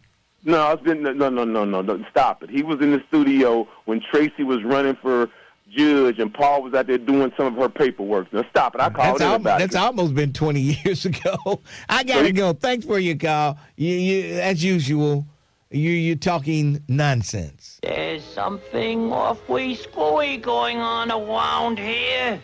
Let's take a break. We'll come back. Lincoln Ware, 1230, The Buzz. Lincoln Ware is on demand. On demand. That's right. Listen to the Lincoln Ware Show when you want. Oh, I like that. I didn't let him get me riled up. I just hung up on him. I think that's best. When he starts talking stupid stuff. Oh, boy. Where did he get the trying to turn kids gay stuff I from? don't know where he gets that. Oh, my God. That's all these Republicans talk about. Oh, boy. They don't like when gay or trans folks are reading to the kids, but they don't mind when grown men are sleeping with the kids and sexually molesting the kids. Right. They don't mind their president being connected to a sexual offender. That's crazy.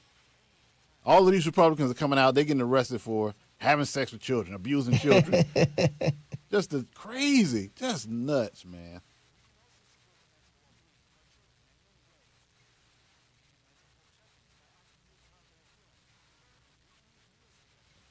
Ellie De La Cruz has got his own ice cream now at UDF.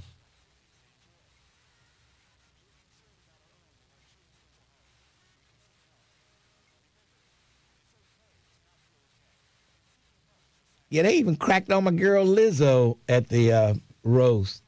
Oh, really? She was there. What'd they say about her? Something about her thighs were like leather or something. Oh, boy. She is looking better, though. She's lost a little weight. She does look a little better. Yeah, she was looking good. Yeah. She was looking real good. She looks healthy, She cracked a few jokes and everything.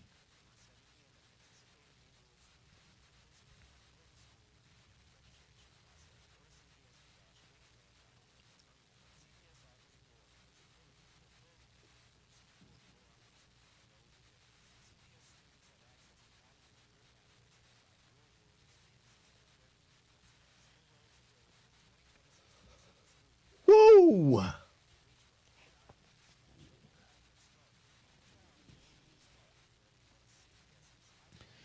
We love Cecil Thomas.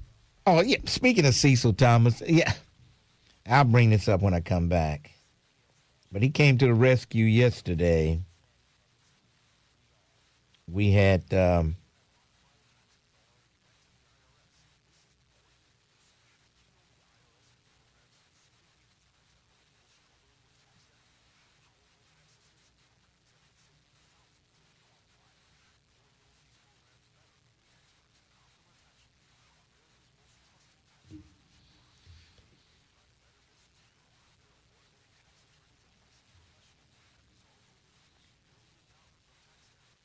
they always say senior citizens are so gullible. Some of my classmates from the class of 68 fell for some kind of letter that was circulating and supposedly been signed by Mike DeWine. I'll read it to you.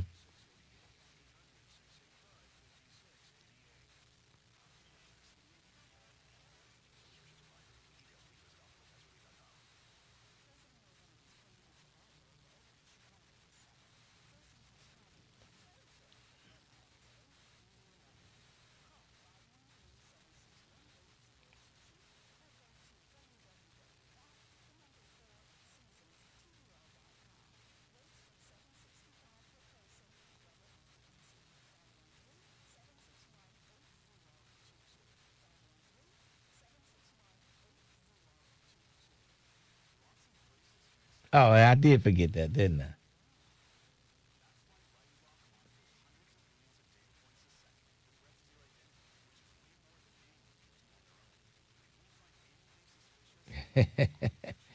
Oh, boy. No, he's not one of ours, James Muhammad. He is not. He may be one of yours, but he's not one of ours, James Muhammad.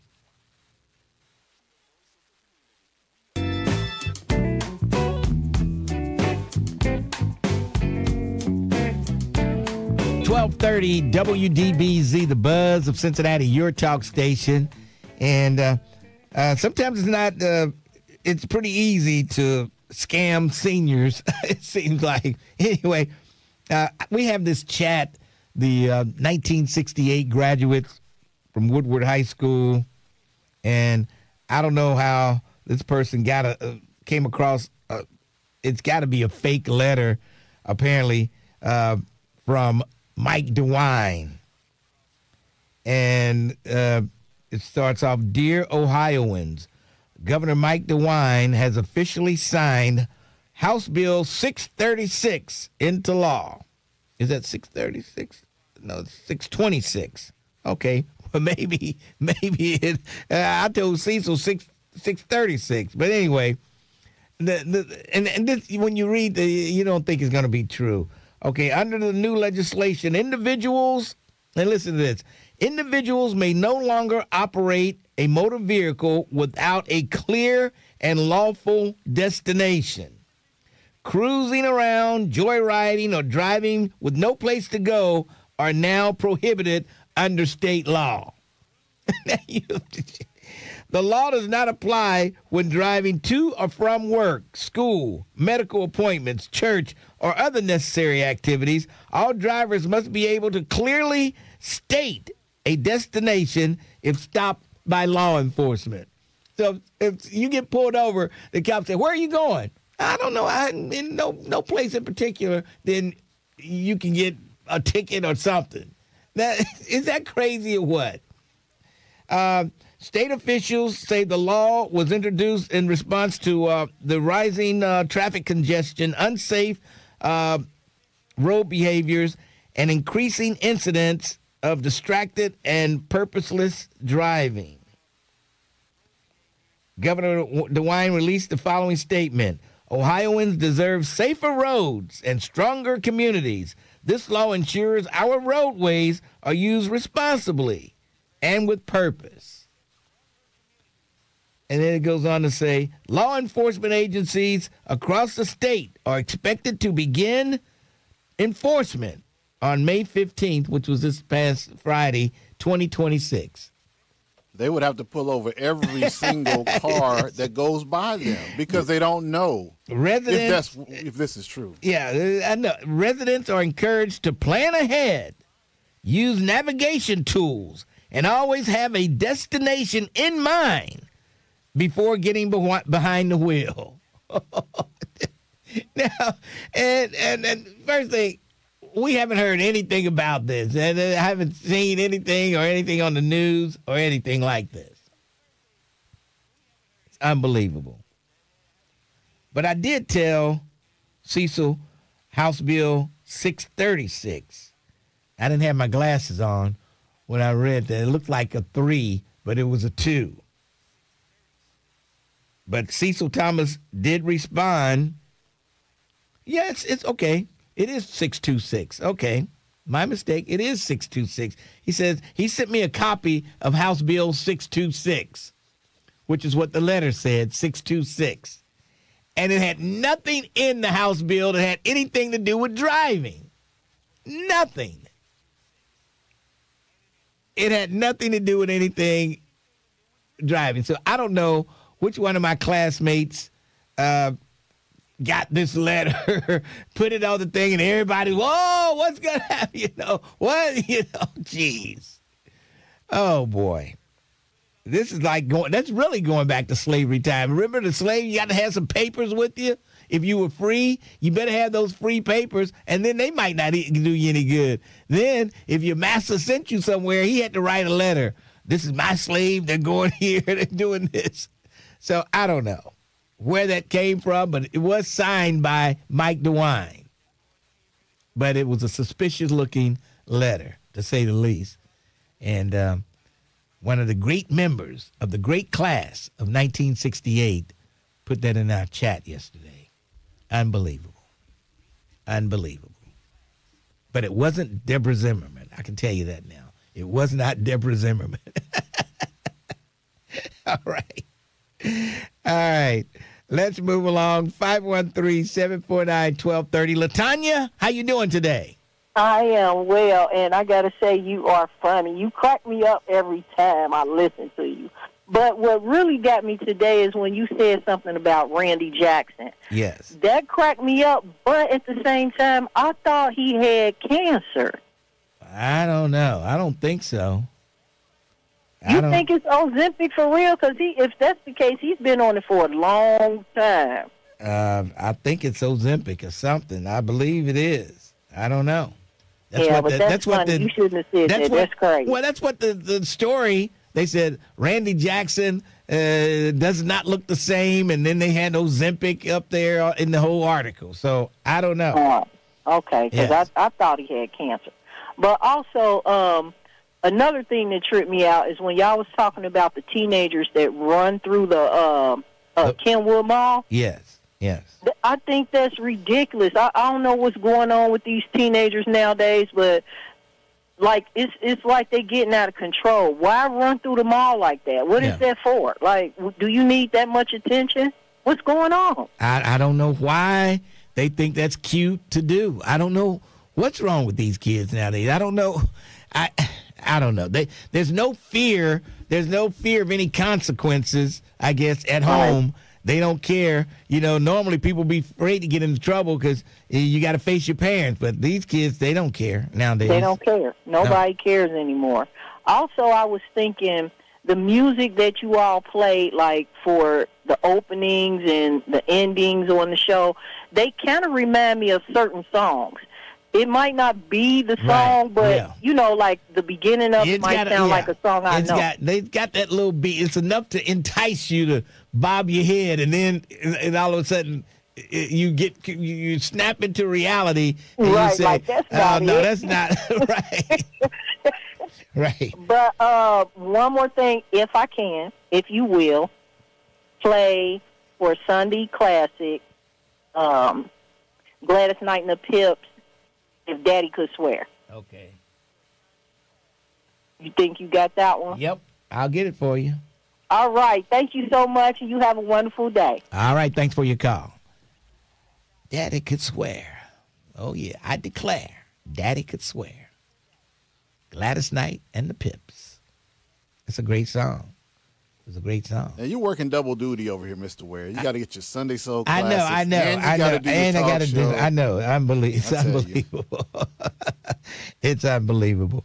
All right, 513-749-1230. Lincoln Ware with you. It is Monday.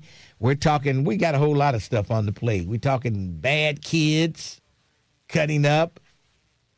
We're talking how can the mayor stop the shootings? If you know how he can, please tell us. I'll tell him when he comes into the show on Thursday. I'll say, this is how you can stop the shootings. But nobody's come up with anything yet. Nobody has come up with any way the mayor can actually stop the shootings. I just don't know. Other than, what was that operation they had that nobody wants? Anyway, I just think too many people have guns nowadays. If you saw the show this past Sunday, I had the guy who owns the gun range, Target World. He was on the show. And it almost seemed like the best thing is for people to not be afraid of their guns and have gun safety in mind. And you get those people, okay, then it's only going to be a few of them out there that are afraid of their gun and don't use safety when it comes to their guns. Just like the guy who shot himself in the butt at Kroger. He probably didn't have the safety on the gun, the guy out there at Kroger. had it in his butt, shot himself in the butt. Unbelievable. But I don't know. How do you stop these shootings? How do you stop a guy who thinks this other guy is messing with his woman and he confronts him and he shoots him? How can the mayor stop something like that? Both places, at the BP the other day and at City Bird a week or so ago, both over a woman. How you going to stop that?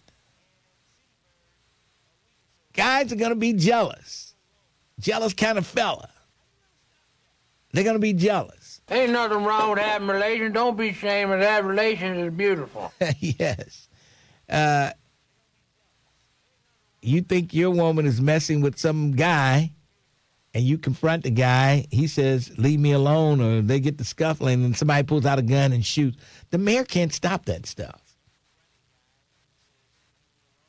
The mayor cannot stop that. Oh, somebody said The Chi is coming back May 22nd. Oh, I can't wait. That was one of my favorite shows. I think this is the last season for The Chi. I have to check with Zoe Wesson. He keeps up on The Chi. He used to do video. I mean, he used to do camera work for The Chi. Yes. Randy Jackson had gastric bypass surgery in 2003 after a scare in 2002 from diabetes type 2. Okay, so that's what it is, the bypass surgery there. See, it wasn't cancer. I didn't think it was. They nowhere in that article did they mention cancer. They just showed a picture of him, and oh, my goodness. So he had a medical scare, and now he's scaring people. Yes, he is. Jeez. Somebody said, love hurts. I guess so. I guess if you really love somebody and you catch them messing around, you're going to want to hurt somebody. You're going to want to hurt somebody, but you don't realize that if you go to jail, you're not going to have her anyway. That's what you got to remember. If you go to prison, somebody's going to have you. Oh, boy. Unbelievable. Oh, boy. Randy Jackson lost 100 pounds. I tell you, he looks like it. He looks like it. I haven't watched American Idol, and I don't know when, but he did a guest appearance on there, I guess, the other week. He was on American Idol. They had the former judges come back. Is that show still on the air? Paula Abdul was there, too, I think. Yeah, that show's still on the air. You didn't know that? No, yeah, I didn't know. Ryan Seacrest is still there. Yeah. He's got to be about 90 years old by now. No, Ryan Seacrest is still there, but I haven't watched it lately. But everybody gets screwed out of the. How they when it comes down to black and white in America, 9 times I don't know who won the last one. I think they picked this year's win. I don't know whether the person was black or white. I have no idea. I don't think it's as popular as it used to be. Someone says the Chi needs to end. I think they're all tapped out on good plots. Yeah, you might be right about that. I don't know where else the Chi can go. They pretty much tapped out. But I am going to watch the last season for sure. All right, let's move along. Let's go to a break, actually. And then we'll come back. Meridian Knight James, Mustafa, Derek, Ray, JB, all holding on. 1230, The Buzz. Looking for a podcast that delves into the intricacies of love and relationships? Look no further than... Oh, God. So I said, we have to stop these kids from jumping on trains as well. Hey, who said that, Brent? David Herring. Hey, we didn't bother anybody. We didn't embarrass anybody. We were just having fun. See, that's what kids need to do nowadays. We don't go in and try to disrupt somebody's business or anything like that. We were just having fun. Right from one destination to the next. We get off and go on about our business. More kids should do that probably. Oh, boy. What's up, Jerica?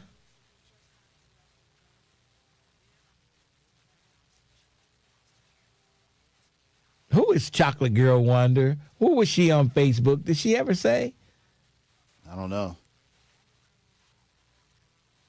Ryan Seacrest is very rich. Yes, he is. You know, he does the New Year's Eve thing, and he does Wheel of Fortune.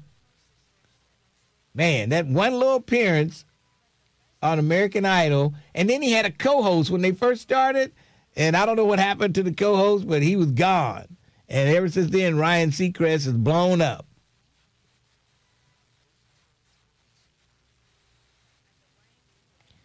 Y'all didn't bother nobody, but damn near ended up being called peg leg. Oh, boy. Y'all put the railroad company in jeopardy of being sued if y'all asses got caught. We really couldn't sue. Look, we knew better. We were on private property. We weren't supposed to be there. It was on our own fault. If something had happened, it was our fault. Oh, Lionel Richie is one of the judges on American Idol? Yeah. You didn't know that? No. Yeah. He's been there for a few years. Okay. Luke Ryan and Carrie Underwood. Yep, Carrie Underwood's there. Okay. Mm-hmm. We used to call that hoboing. That's what I thought I heard. Well, actually, a hobo is a homeless person, right? That's catching a train. Right. And they don't just ride it for fun. They live on there. They drive from city to city. Yeah. Yeah.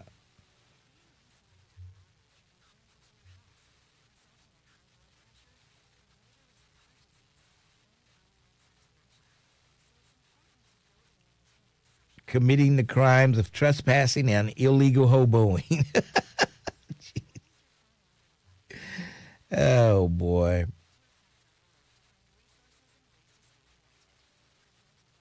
Oh, boy. Look, we made it through unscathed, so let's not talk about what might have happened. It didn't happen, and we lived to tell about it. It's funny. I was just thinking, the stuff we did as kids, they would outlaw it today. I don't think you do half the stuff we did as kids growing up. Yeah, I know. No. I know. I bet you don't see any kids going through Kennedy Heights on that train, going past Foster's store.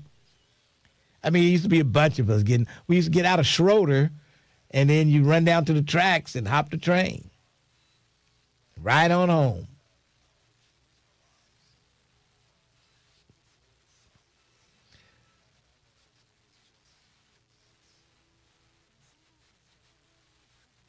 Which false information you talking about, Cincy T, about that DeWine thing?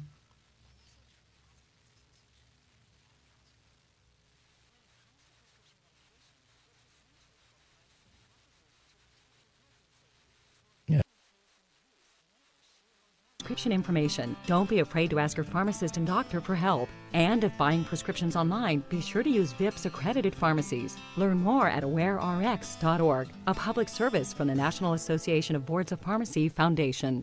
The views and opinions expressed in this program are those of the host and guests and do not necessarily reflect the views of Urban One Incorporated, Radio One, or any of its subsidiary companies. 1230 The Buzz. Streaming live on your computer. Log on to thebuzzcincy.com.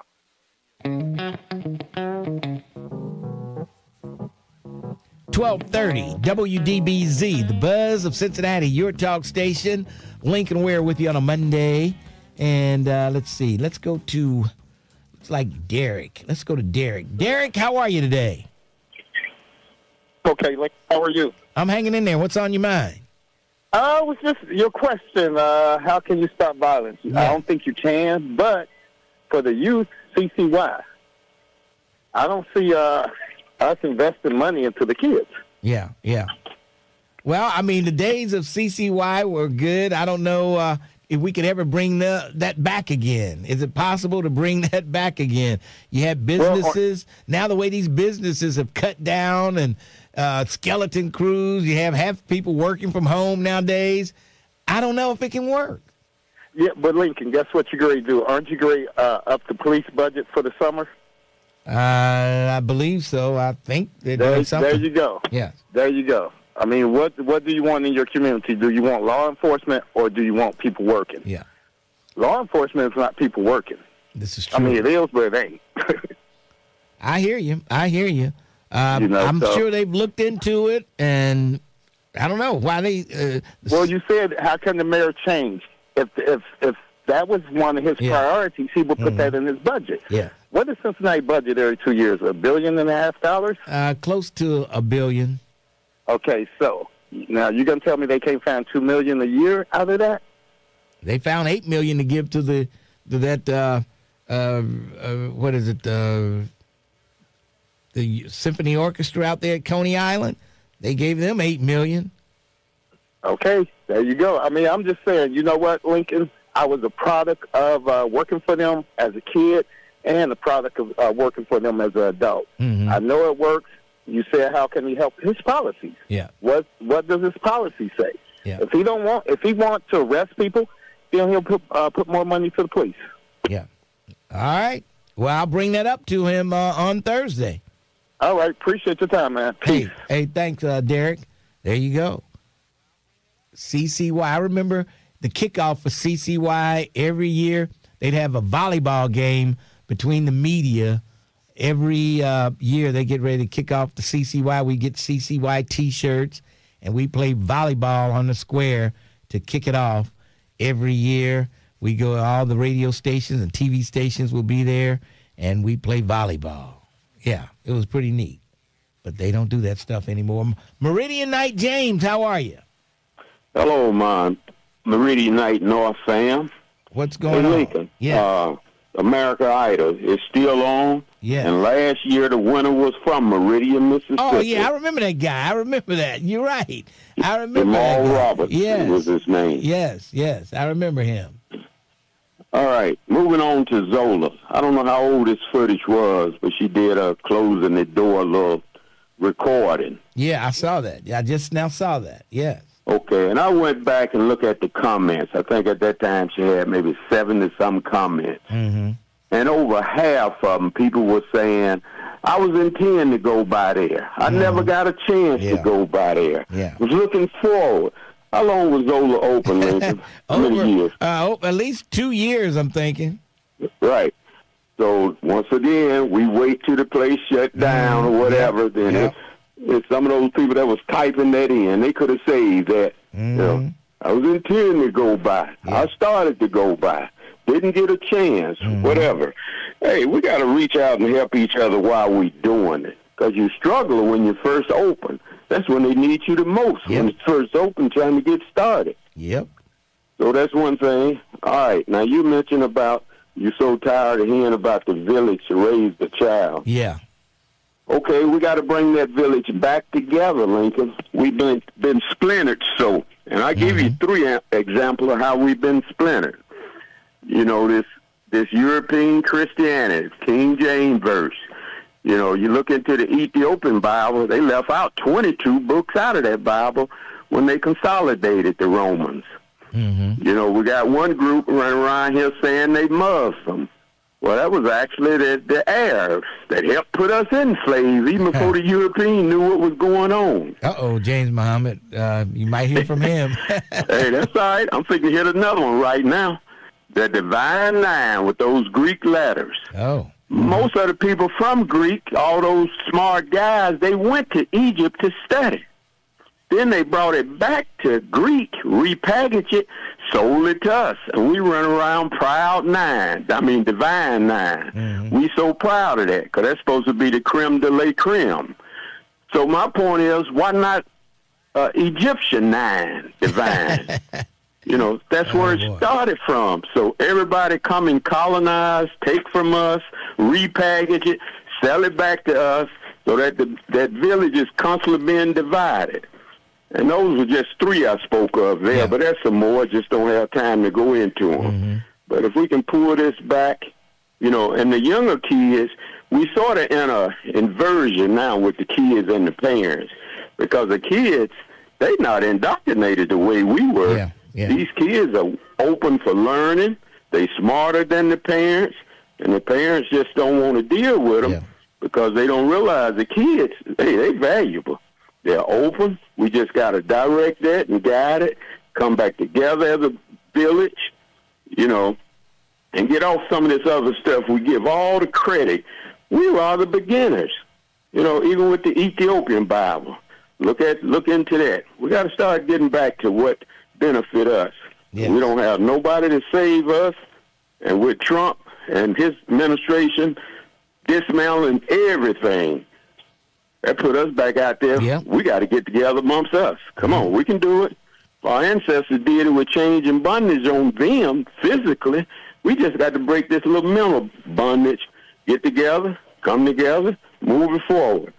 All right. With that, you guys have a good day. Hey, thanks for your call, Meridian Night, James. Okay. There you go. All right. I like Meridian Night better than Mississippi, James. Meridian Night, that's the city in Mississippi, and they got the club, nationwide club. And I guess this year they're coming to Cincinnati. Everybody's coming. The black firefighters are coming. The National Black Firefighters, CAFA, they're coming to town. Then you got the Qs.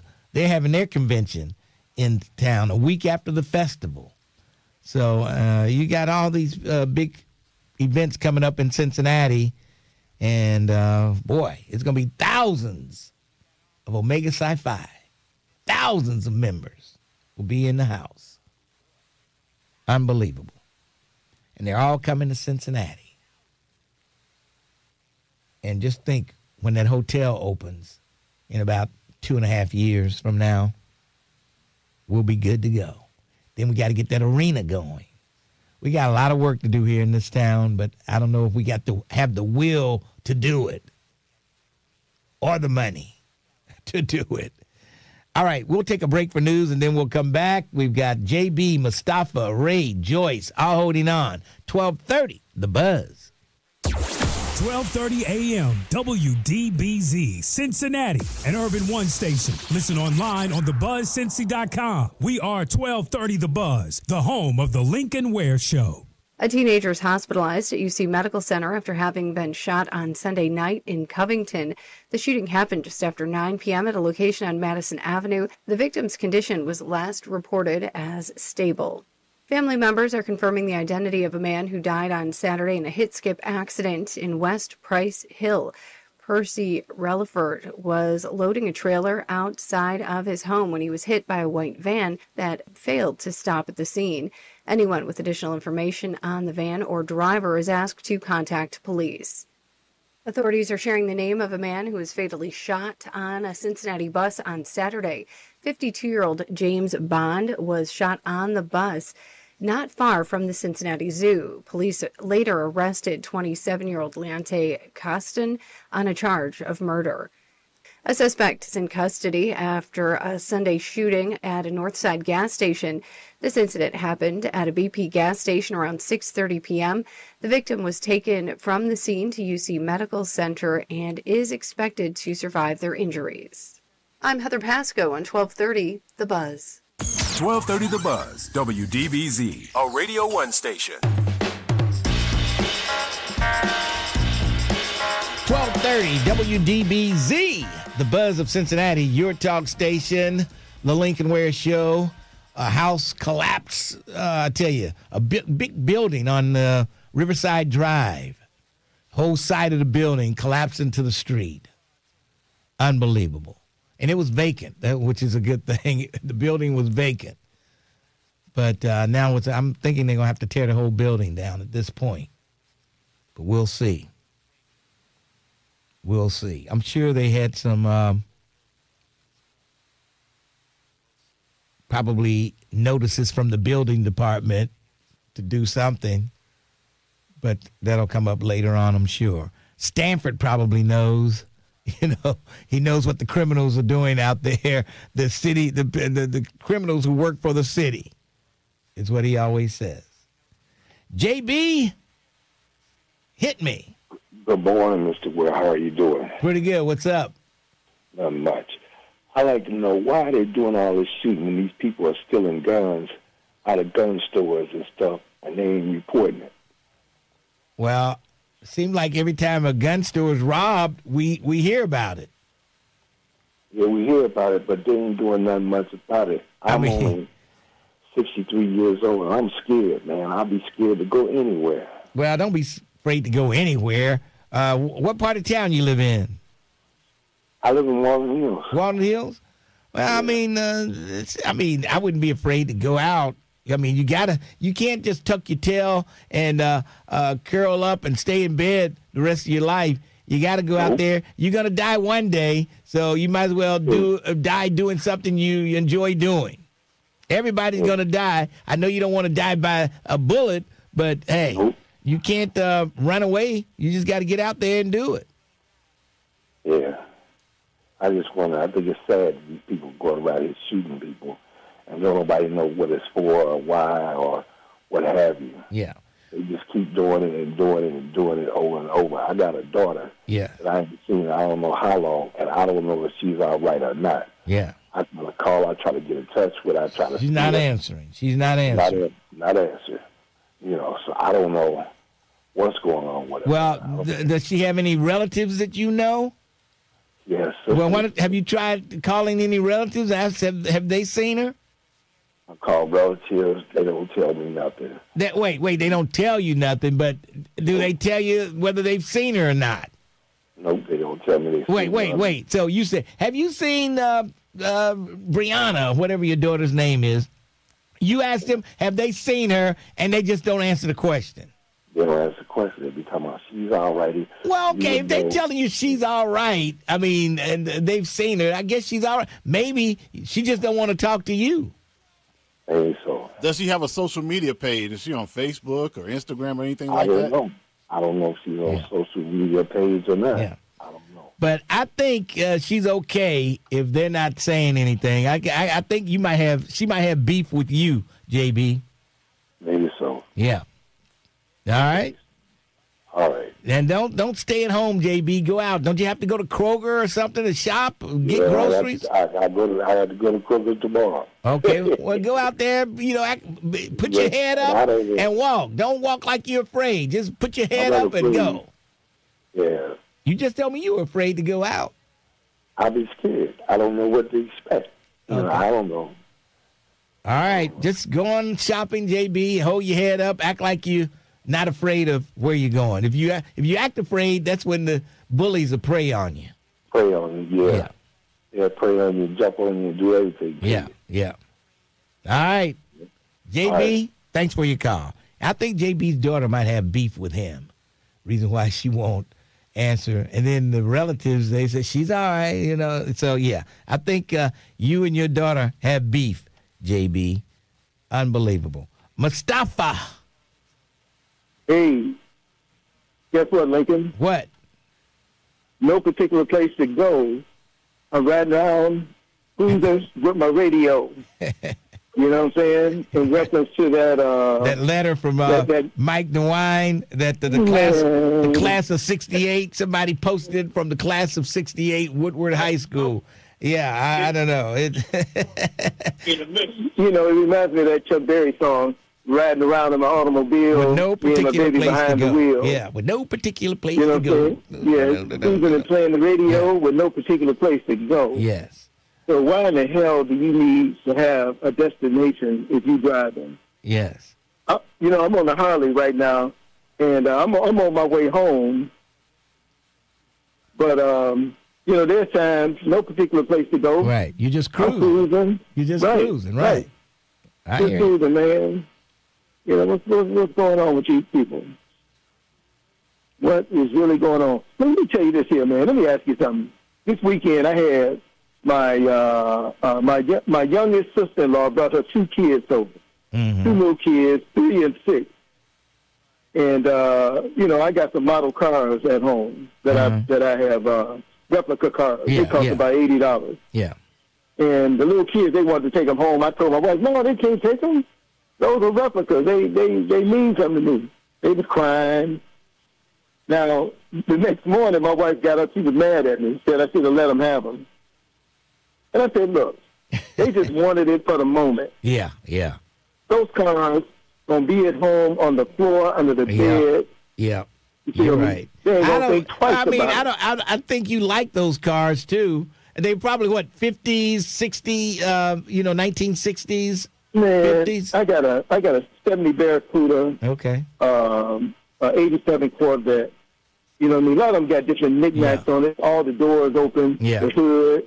You know what I'm saying? I got some replica Harleys too. They were going to tear them up. They were going to tear them up. I guarantee you. They're in my man cave. You know what I'm saying? They were going to tear them up.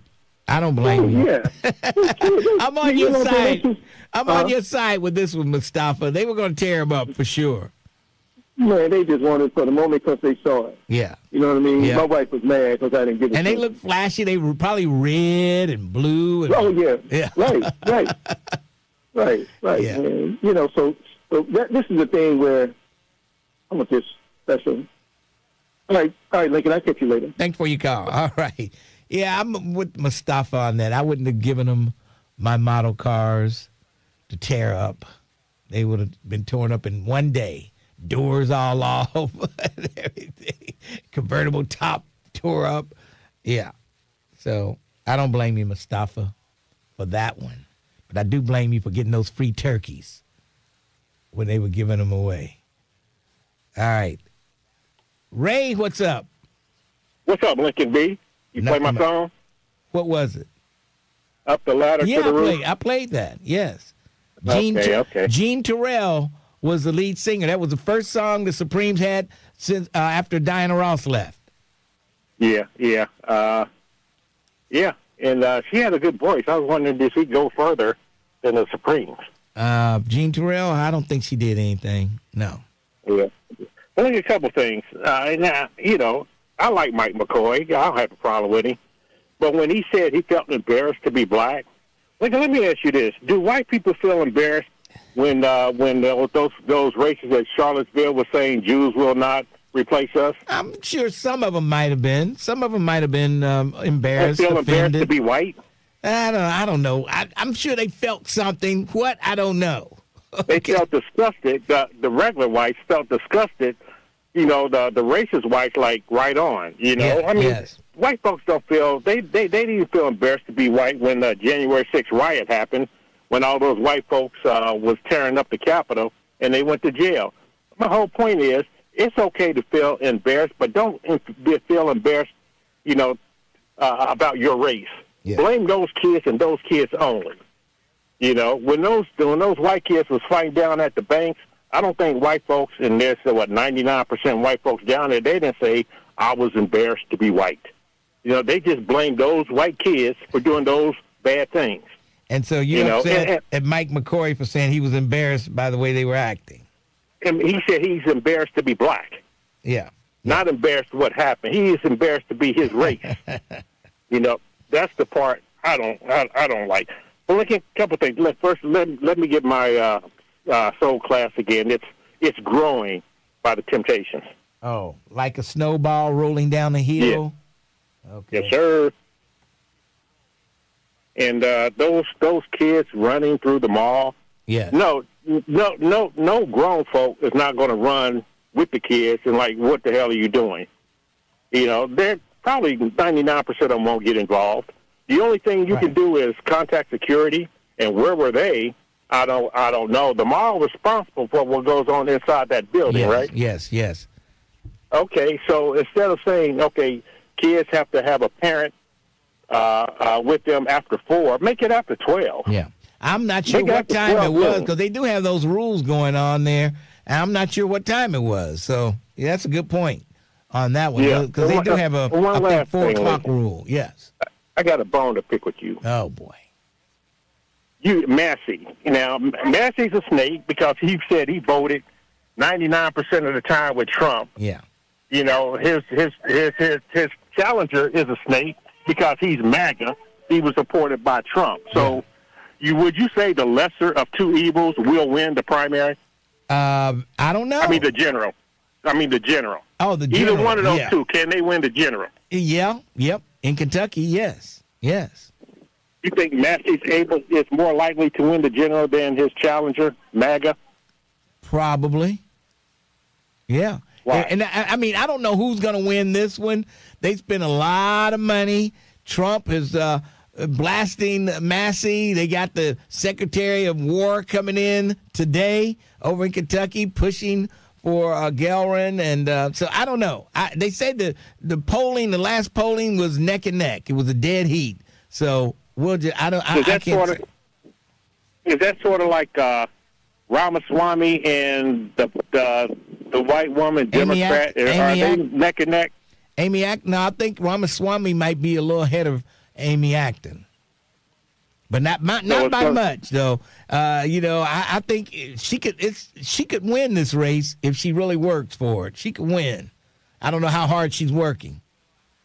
Yeah, have you had her on your show? I'm still trying to work that out with her people. Okay, yeah. See, that's an issue right there. You're trying to work it out, meaning that I have an issue with it. I got people, at least 3 people who know her and work with her, saying that they're going to work on it. No, none of them have gotten back with me yet. But whenever she comes on the show, I'm going to tell her about why is it so hard to get an interview with you in the black community. She comes to different places here, but you don't know she's here until she's gone. Right, because you would think Hamilton County and Cincinnati is a big draw, have a big say-so on who becomes the governor. Wouldn't you say so? Yeah. I mean, not really. This state is a Republican state, and this is one of the strongholds for the Democratic Party right here in Hamilton County. We've just taken this county over. So it's an uphill climb for Amy Acton, but it can happen if she worked. If what's the guy? Sherrod Brown, if he could be elected senator in the state, I don't see why a governor couldn't be elected in the state. Of course, he lost last time out, but he's back again. Well, you know why he lost, right? Because he didn't want help from Joe Biden. Right. Yep. He didn't want Joe Biden coming in and stuffing for him, just like Tim, what's his name? The other guy, Congress guy that lost. Tim Jordan. No, not him. A Democrat that lost. He was in Congress. From what county? Where? What city? Where? No, I mean, I don't know where, but Tim Ryan. Oh, okay, Ryan. I said Jordan. Okay. Yeah, he didn't want help. He didn't want any money from Democrats, and he lost. Yes. So you folks out there accept money from the Democrat Party. Well, and have somebody from National come in and stump for you. Otherwise, you're going to lose. Well, Trump is doing everything he can to beat Massie here.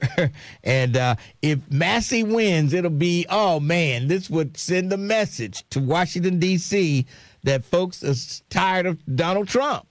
This would send a big message. Anyway, Lincoln, because remember earlier in the year, a lot of these national races, were won by Democrats. Yeah, but am I right or wrong? Trump is on a winning streak. He won in Louisiana. The guy who lost that Trump was against, and the one he supported was the top 3 out of those 3 running. So Trump won that one, and he won in Indiana. So he's on a roll now. If we can stop him here in northern Kentucky and put Massie in there and have Massie win, of course, Massie will probably win the general too. But this is the big one tomorrow. This is the big one. Yeah. I got to go. They're all still snakes. All right, Lincoln. Thanks for your call. Unbelievable.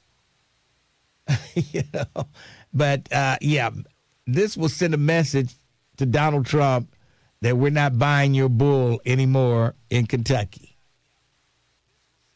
Did you see those 2 planes that collided at the air show? Oh, man. It's like they stuck together, and then the people were able to eject out of the plane. I don't know how they got out of there with those planes in the position they were in, but they managed to get out. And the planes crashed, but they stuck together.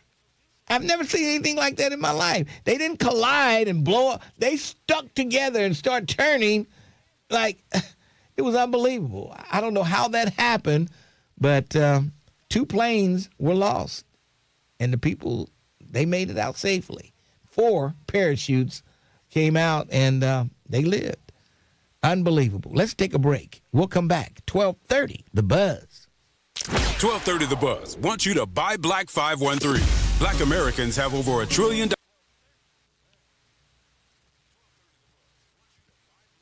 Yeah, Cassidy is the guy I was thinking about that Trump came out against.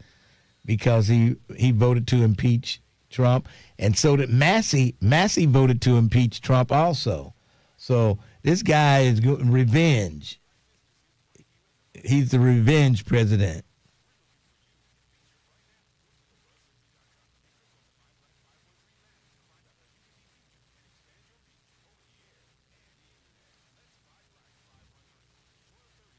Somebody said they thought it was AI the way those planes stuck to each other. I mean, it looked like something from AI. The way, I mean, I don't know how that could happen. Planes, these were jets too, these were jets, Navy jets, just stuck together, and then they started spinning, and it was like, and then they came apart, and the parachutes went out. It was crazy.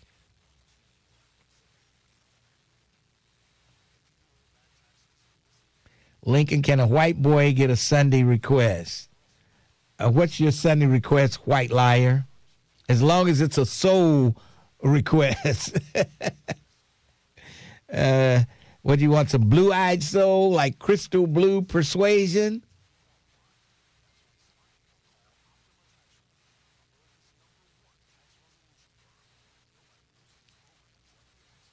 Yeah, I think if Massie could just win, I think it would be a trickle-down effect. Trump would start losing in other states.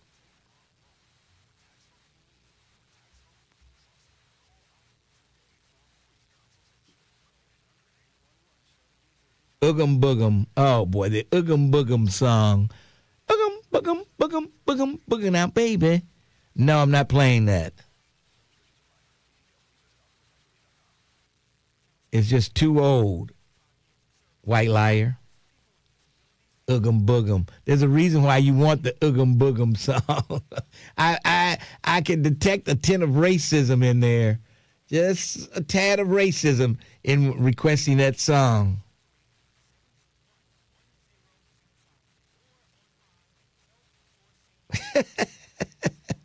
I'm not a hater. You're the hater. Haters gonna hate.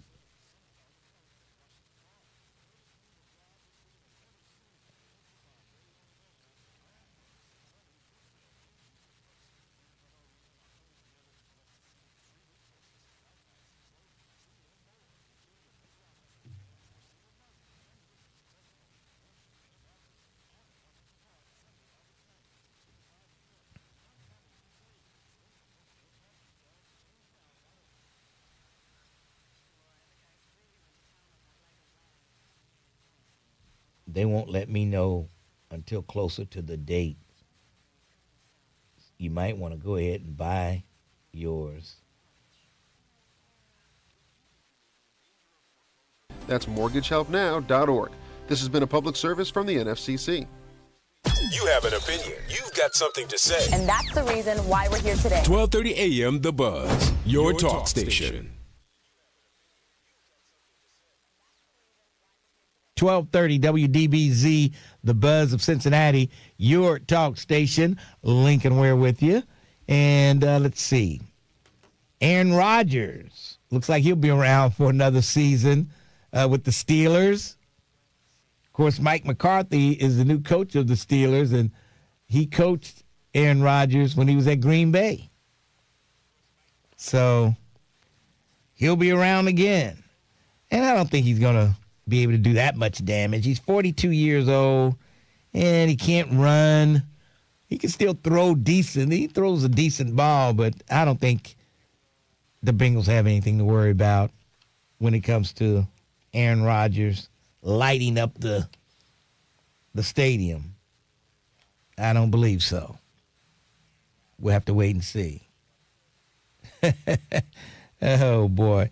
Let's go to Kevin Aldridge. Kevin Aldridge, I saw your article in the paper today, and it was pretty good. Tell us a little bit about it. Yeah, Lincoln. So I kind of wanted to address the situation that happened last week down at the bank on PI Park with the First Amendment auditor, who kind of got caught up in that situation with Cincinnati police there. And I thought it was an interesting case because I think it in many ways kind of exposed Something that we all need to be aware of and just kind of continue to keep a watch on, I think, particularly as, things are ramping up. We got a lot of crime issues. There's a lot of pressure on the city and on police to get a handle on it, that we always got to make sure that even in the midst of that police are not taking shortcuts, that you're not violating people's rights and things of that nature, and that they're doing everything properly and by the book. And I think, say whatever you want to say about this guy, doing this sort of thing professionally and baiting. This was essentially a test for Cincinnati police that they failed. And they failed the test. It's like you were saying, they didn't have, they weren't trained to take these guys on. They weren't even familiar with them, is what you said in the article. Yeah, well, apparently. Now, see, I don't know. Maybe they were trained on it, and these officers got caught up in that situation, and they didn't recognize it or didn't respond to their training. I think either way, if they don't have the training, they should have, or at least should be in the process of training officers for this sort of thing now. And if they did and these officers failed to tap into that training and recognize it, both are sort of equally troubling, in my opinion, if you really want to kind of take a look at it. So I think instead of looking at this as an opportunity to just kind of beat up on the police, I think this is an opportunity for us to learn, citizens and police alike. One, citizens knowing what your rights are and kind of how to handle those situations, and police in terms of handling that situation better, because they escalated that to arrest very quickly.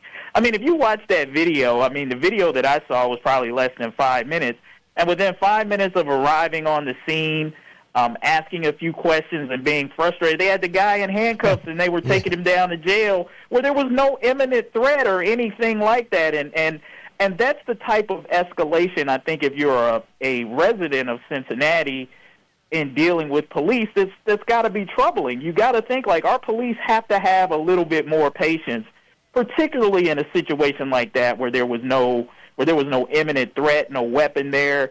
In my opinion, there was no reason to escalate that situation so quickly to the point where he arrested that. Yeah. And he didn't violate they violated city policy when they arrested him. Is that true?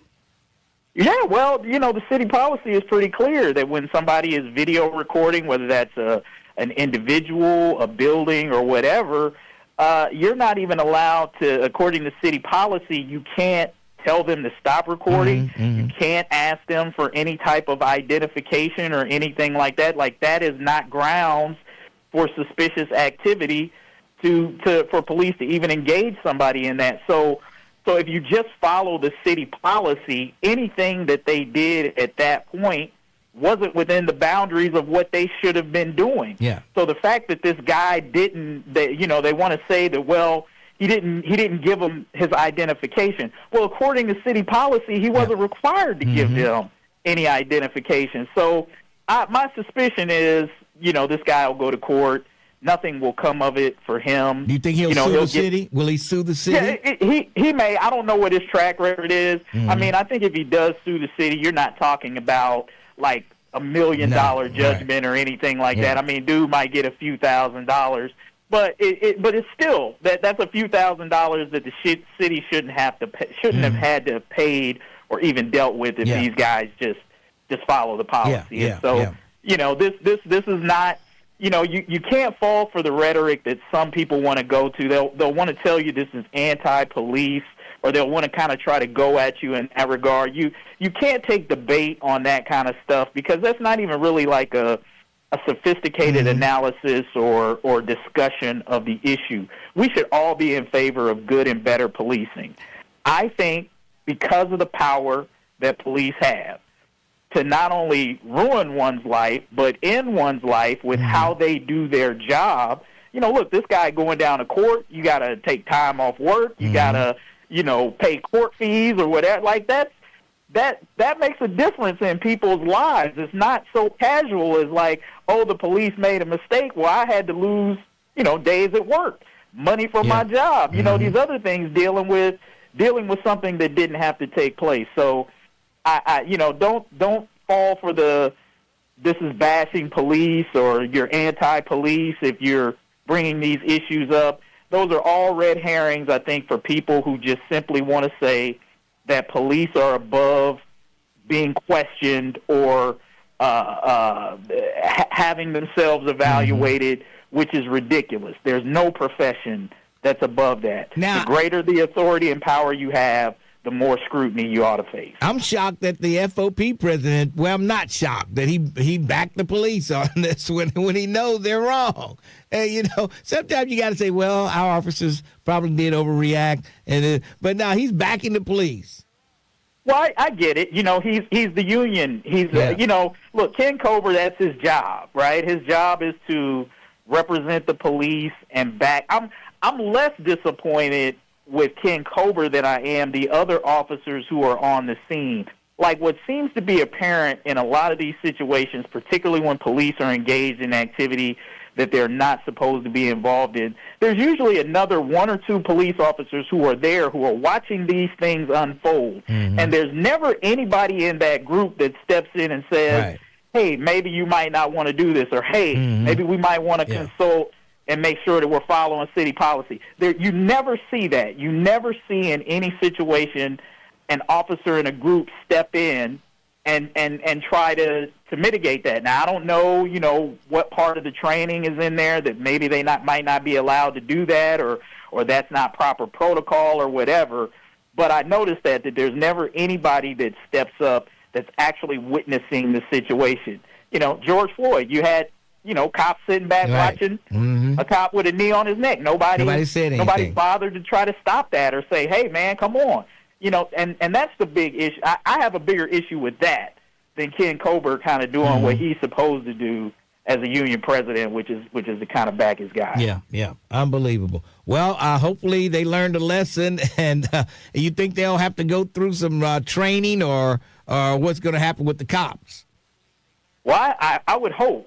I would hope that I think this is a fireable offense? No, I don't think it rises to that kind of level where you're talking about getting rid of these guys or anything.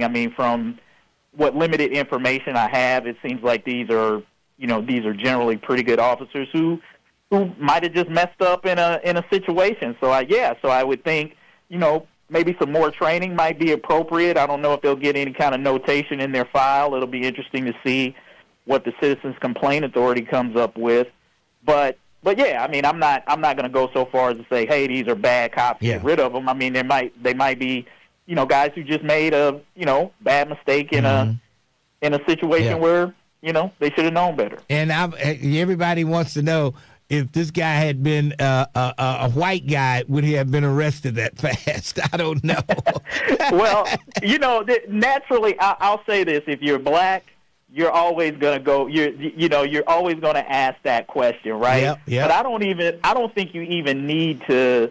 That's the thing. Like, again, I think that's another one of those things that allow those who want to distract from the issue to seize on. Like when you start I don't even think you need to make it about race to make the larger point here that regardless of what color you are as a Cincinnatian, you hope police would not deal with it in the manner in which they did that, regardless of the race of the individual. I just got a feeling. I get where you're coming from. They would have been a little more tolerant if this guy had been white. That may be the case. We won't know, but obviously a lot of people go speculate on that and feel that way, and I completely understand why they would say that. Yes. All right, Kevin Aldridge, good talking to you. I'll need you in a few weeks, so I'll let you know. Okay. Okay. All right. All right. Take care. And that's Kevin Aldridge right there. And there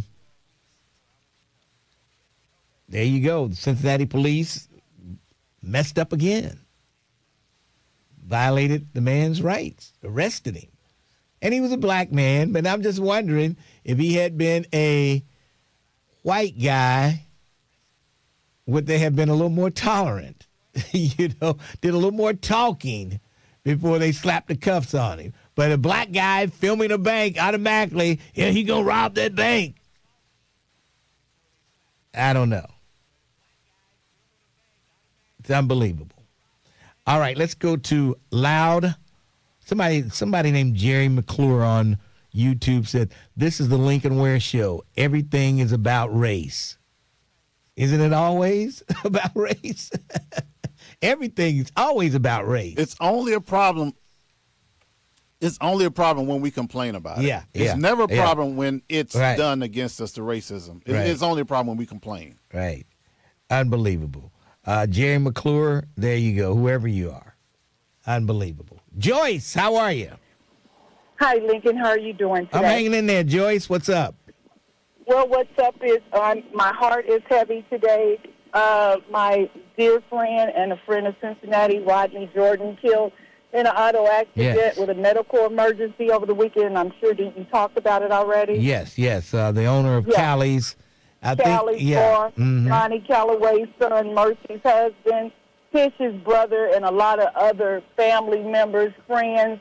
And we are hurt behind him. He was such a great entrepreneur. He was a shining star. He helped with little leagues and giving them money. He was just a great guy, so friendly and so just a happy-go-lucky type of friendly man. And, I mean, he was just a star. He was a shining star. And my heart is saddened because of that this today, and it'll continue to be sad because I just think of him and what a great guy he was. He was a mentor to my son and to a lot of young men. Yes. And then James Bond, the young man on the bus. Oh, man. He was a dear friend of my son's, and he was trying to be a hero. We talk about crime, but you have black men like that try to protect our people. Right. And then they end up getting. Type of crime. Yeah. And they end up getting, but I know he wouldn't do it any other way. And I know there are men out there who still want to protect us, and I pray that they do. And it's just condolences out to both of their families today. I just was watching some Senate and Congress hearings, and I saw a man who reminded me of Curtis Wells in the Republican Party. His name is Scott Turner. Scott Turner is the head of HUD. Yes. And they were asking him about homelessness and building of new housing for poor and disenfranchised people. And guess what, Scott? What do you think the first thing came out of Scott Turner's mouth? What was Well, it? in the Biden administration, he said, wait a minute, isn't this the Trump administration? You've been in this over a year now. Why are you telling us about Biden? Well, see, she said, where are the figures of what you've done on improvement in homelessness?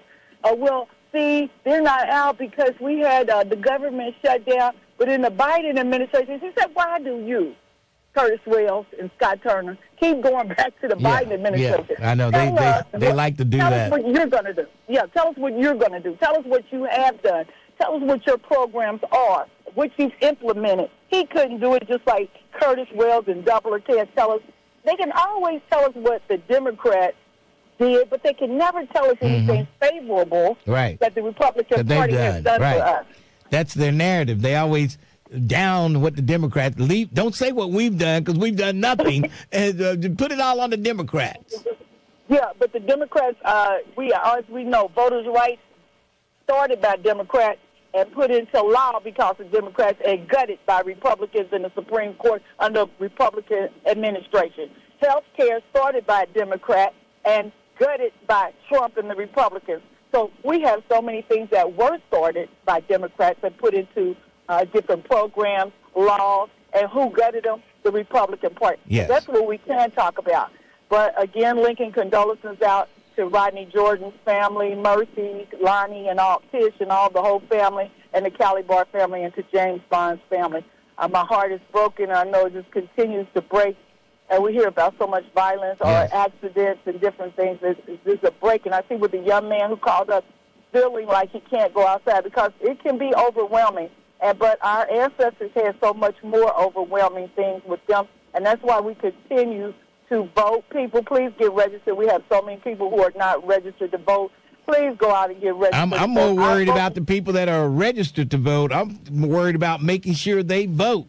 You know what I mean? Let's pray that they are registered, Lincoln, baby, they will go vote. But we have so many people who are not registered, people who can put their vote into the ring, and we can make an outcome happen because our ancestors made outcomes happen. And if they stayed off a bus for 381 days, we can get registered to vote, and we can turn this thing around. Because as we know, Doubler and Curtis, gas is $4, $5, and it was only 3 and 2 under Joe Biden. Okay, we know the economy is messed up, so please vote. Thank you, Lincoln. Joyce, thanks for your call. That's a loud voice, Joyce. Did I take my 30 break? I didn't? Oh, man. Let's take a break, and then we'll come back. The Lincoln Ware Show, 1230, The Buzz. Every weekday, 1230 The Buzz has you covered. Let's go!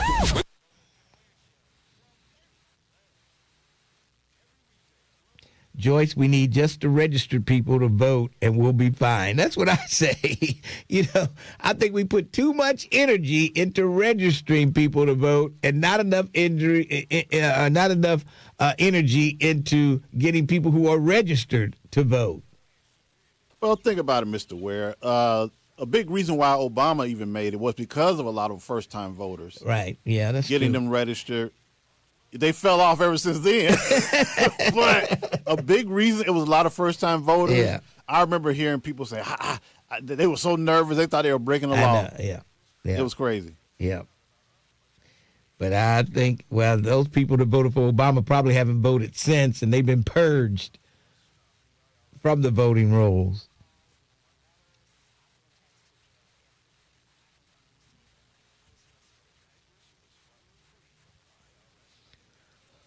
Woo!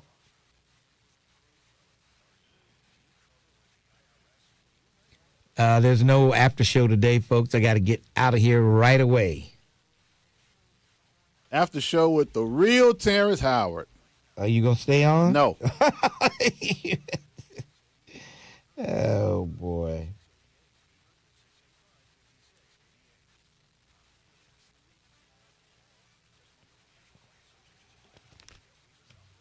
Cut that mic off for me.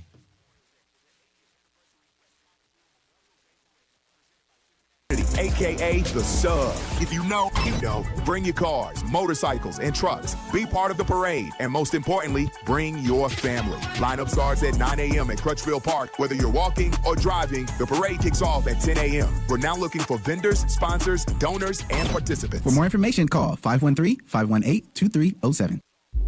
I slept in a lot of different rooms, different beds, but none of them really felt like mine.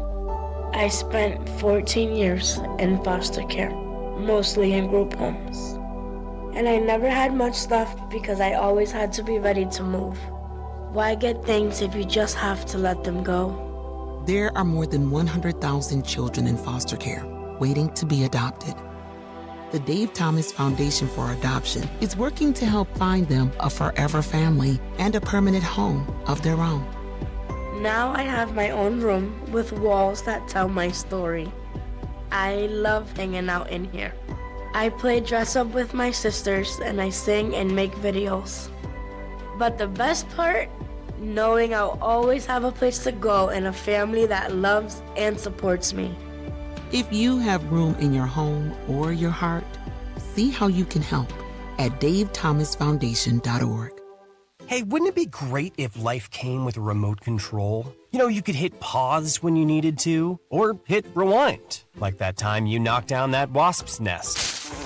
Uh-oh. Well, life doesn't always give you time to change the outcome, but prediabetes does. With early diagnosis and a few healthy changes, you can stop prediabetes before it leads to type 2 diabetes. To learn your risk, take the 1-minute test today at doihaveprediabetes.org. Brought to you by the Ad Council and its prediabetes awareness partners. The thought of my sons growing up without me inspired me to quit smoking. I talked to my doctors and then I threw away all my cigarettes, ashtrays, and lighters. I started exercising instead of smoking. Staying away from alcohol when I was first quitting was key. I kept on trying, learned something each time. Do whatever it takes. No matter how many times it takes. We did it, so can you. For free help, call 1-800-QUIT-NOW. A message from the U.S. Department of Health and Human Services and CDC. Jobs for someone with autism. Programmer. Teacher. WIN by Autism Speaks helps businesses lead the way in inclusive hiring. How about a healthcare worker? To learn more, go to autismspeaks.org/win. If you need to talk about it, we're here. 1230 AM WDBZ, your talk station.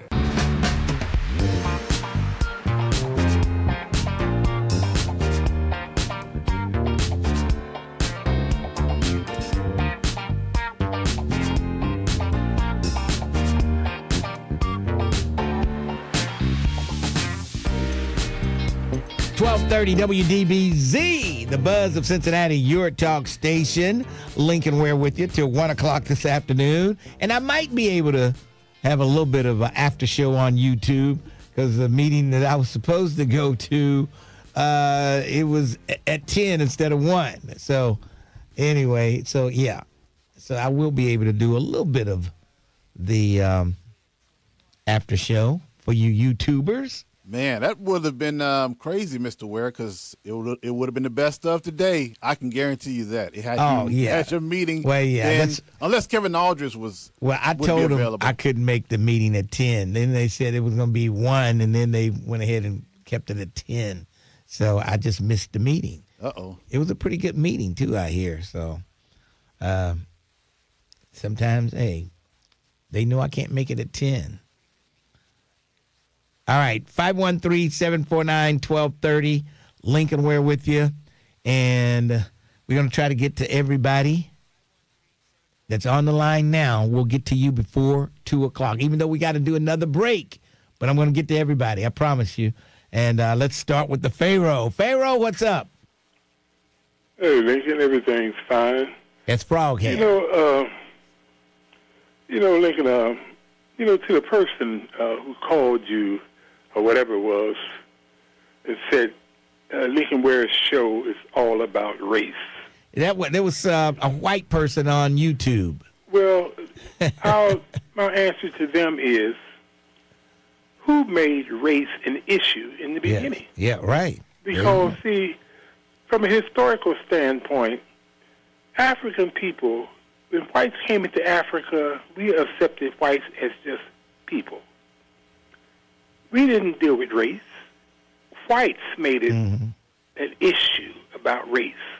And in the 1800s, a white German scientist by the name of Johann Blumenbach put race and people in a hierarchy in terms of who was the most intelligent and who was the least intelligent, okay? Mm-hmm.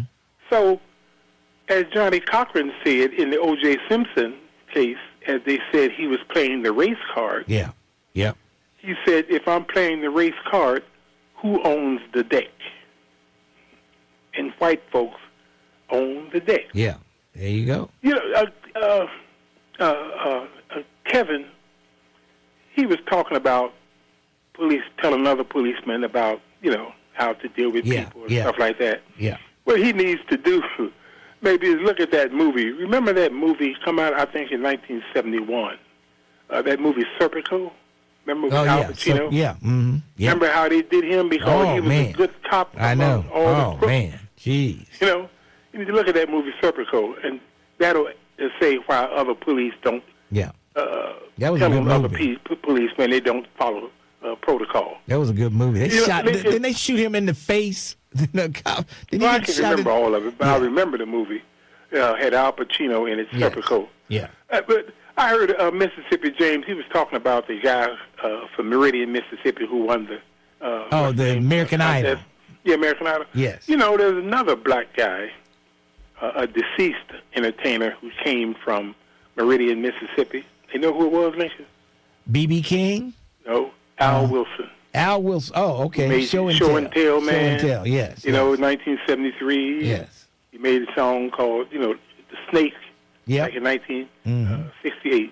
Yeah. And I just happen to agree with the caller, I think 2 or 3 calls ago, who said about black people acting up, about feeling shame and everything. Oh, yeah. He was embarrassed by the way the kids were acting at Kenwood. If I did something, Lincoln, that you didn't like, would that have a reflection on you? No, but if you were doing something out in public. Yeah, I mean in public, even in public. No, it shouldn't have any reflection on you. But I can see why he would say that, though. I can't, because like the caller who had said, what you do, that is you. Yeah. That is no reflection on our culture, on reflection on you as an individual. That is one person, like the caller said, when, whites, they don't feel that way. You get Mr. White Man, Mr. Corporation, You know, if he see one of his people doing something, staggering down the street, drunk, falling in the street, he don't feel that is any reflection on him. All right, let's just end it right there, Pharaoh, because I got to take another break, and I got to get to the rest of the callers. Miss D, Vernon, Stefan. I promised I'd get to them before we get to 1 o'clock, and I got to go now. Let's take a break, and then we'll come back. 12:30, The Buzz. Cincinnati. Want to stay plugged in with 1230 The Buzz and get the inside scoop sent to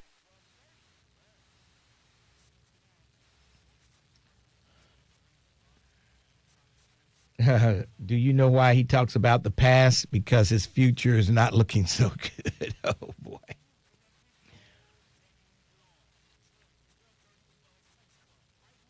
Oh, boy.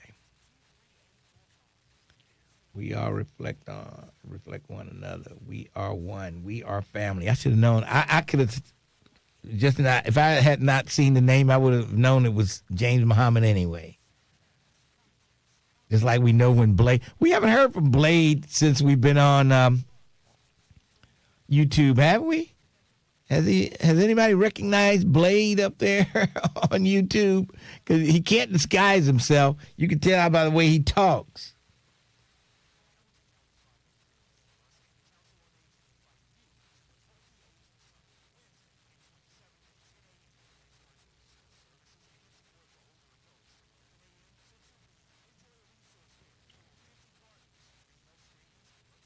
Miss D and Vernon should take us on home.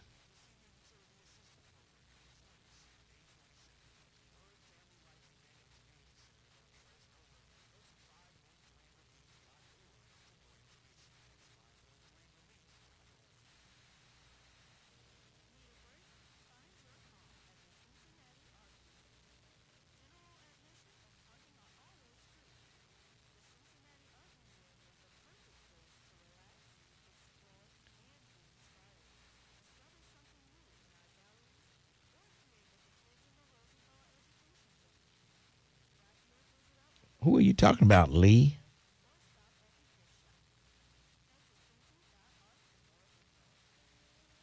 Now, Stefan hung up. Maybe he had something to do. Stefan hung up. They are familiar with First Amendment auditors. They just don't care about constitutional rights. I don't know. They act like they weren't familiar.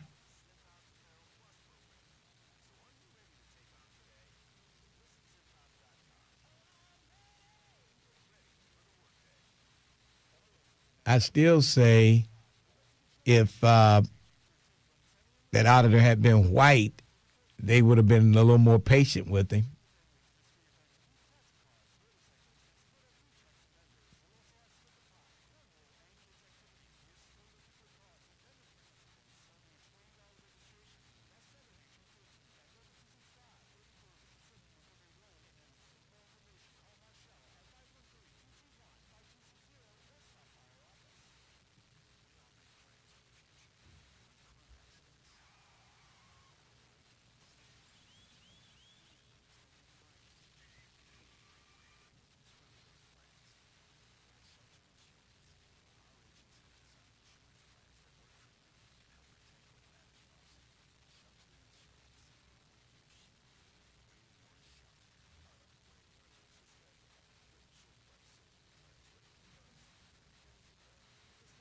All righty. Investment. Community Associations Institute can help. Visit responsiblecommunities.com to learn more. Wake up. Every weekday morning with Get Up Mornings with me, Erica Campbell, from 6 a.m. to 10 a.m. on 1230 The Buzz. 1230 WDBZ, The Buzz of Cincinnati. And oh yeah, by the way, a lot happened over the weekend because on Friday, all you folks over at the Evanston, the manager was arrested. Yeah, he was arrested for taking that rent money and spending it on himself and not turning it in. And he was arrested by Cincinnati police on Friday. I don't have that story handy here, but all you folks over there at Evanston, you can be happy now. He was arrested and charged. And They say he took over like $40,000, $30,000 or $40,000 is how much he apparently took from those people over there at the Evanston. $30,000 to $40,000. And he has been arrested. He's in jail. So y'all folks are good to go. Well, not necessarily. They still got to give you credit for that money you gave him and not send you 30-day notices and stuff. Yeah. So, yep, he was arrested. How about that? I saw that on the news Friday, and I said, okay. You seen that commercial? Okay. Yes. So we'll see what happens now. He will probably end up in jail, but we'll have to wait and see. Miss D and then Vernon. Miss D, how are you? Well, how you doing, Lincoln Ware, today? I'm doing pretty good, D. What's going on? Okay, let me be real quick if I can here. Yeah. It's a shame about the shootings. My condolences to that family. I hate to hear that about those brothers, and also the young brother that will go to jail, and his life is over too. It's until Lincoln somebody do something, and like a super PAC or something that will fight the NRA, National Rifle Association, and do something about all these guns.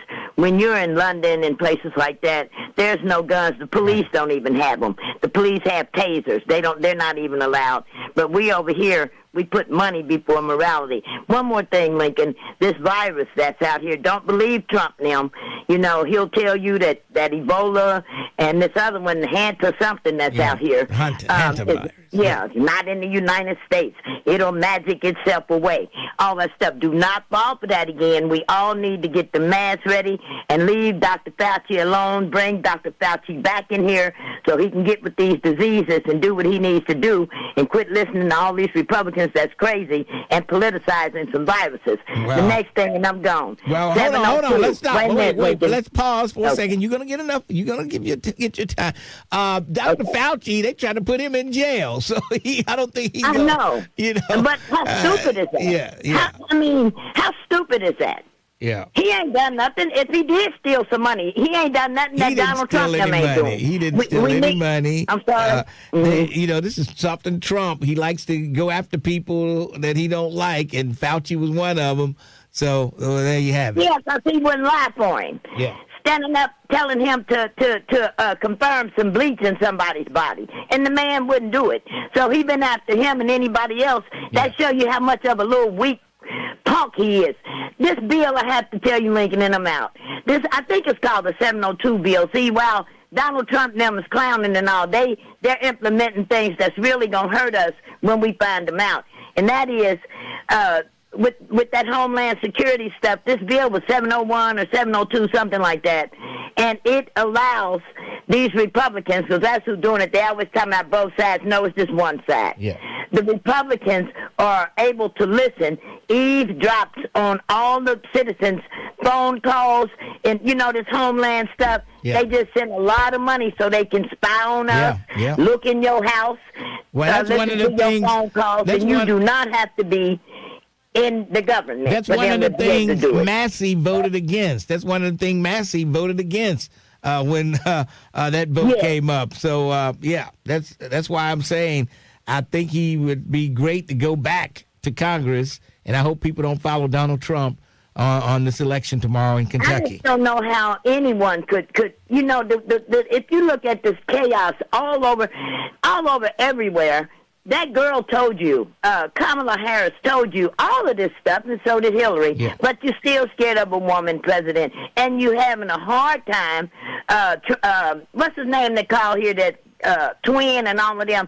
I don't see how they can think this guy's doing a good job. It makes me think, you lost in space or something. All right. Hey, Miss D, I got to go. Thanks for it. And how's your breathing? Your breathing seems a little... it is. I see a pulmonary guy now. Okay. I smoked for 30 years. Oh, okay. I haven't since 2005, but I am having some problems. But thanks for even asking. I appreciate it. All right. Thanks for your call. Let's go to Vernon. Vernon, what's up? Hey, what's going on, brother? Just real quick. We want these Trumpsters to win so they can be slaughtered in the general, just like last time. They're even talking about Indiana could be in play. So the more Trumpsters win these little midterms, then they go to the general election, they'll get destroyed. Remember last time, the Democrats actually put money up for one of those Trumpsters so that they can win. So we want that to happen. Now, on this whole thing, I have all respect for Sandra Jones, Mitchell, but I'm going to tell you something. Unless you're going to pay my mortgage, pay for the damn lawyer I'm going to have, I'm going to let these little bastards go and do what they're doing. I'm not going to be interfering with these badass kids because ain't nobody laying no hands on them. Yeah. Some badass, if I would have been some sad boy down there in that garage, because that's the only time I ever felt like I was going to do something with somebody, because I was with my wife at the time. Now, I'm going to be on the news. Here comes his mama and his grandmama, and he's a good boy, and they're putting up the football pictures and all that other BS, and they down there breaking up people's cars. No. Let the police handle these badass kids. Let their parents handle these badass kids or grandmamas. But that's the thing. They're not, the parents and the grandmothers are not handling the kids. They're like out on their own. They're out on their own because it all starts from home. And I've been saying that for over 20 years, but nobody wants to hear that. So, if that's what they get out there and get into, because they see the stuff that these kids is doing, it's crazy, and they ain't worried about nothing. So if they're not worried about nothing and you do something to them, now you in the hit. Now you in trouble.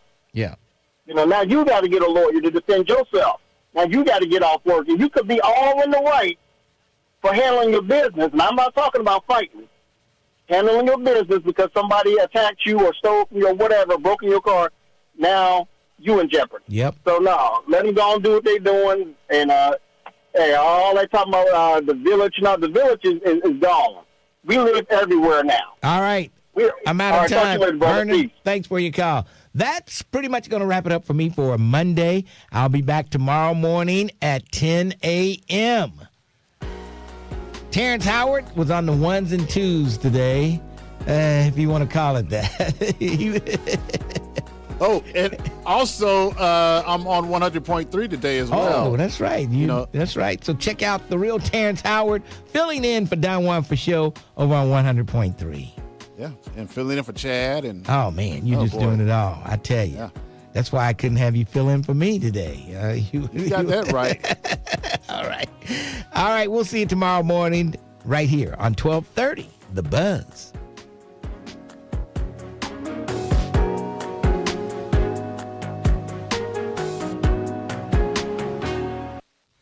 All right. This music makes me want to light some incense and candles. Hey, we're not necessarily celebrating the new music over here. We just have to do what we have to do. Right. All right, we have to do what we have to do. Let it do what it do, as Ray Charles would say.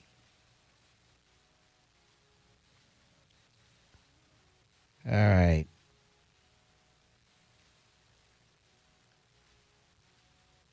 Yep. Believe me, I don't like this music either, folks.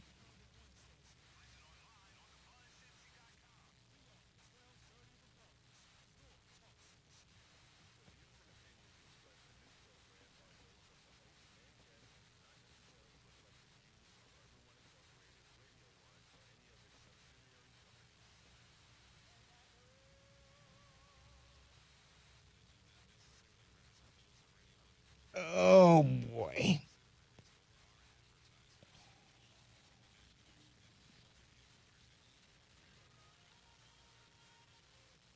Oh, my God. James Muhammad, sometimes you just are unrealistic in some of the things you say. Is Terrence Howard the utility man at the station? It seems like he is.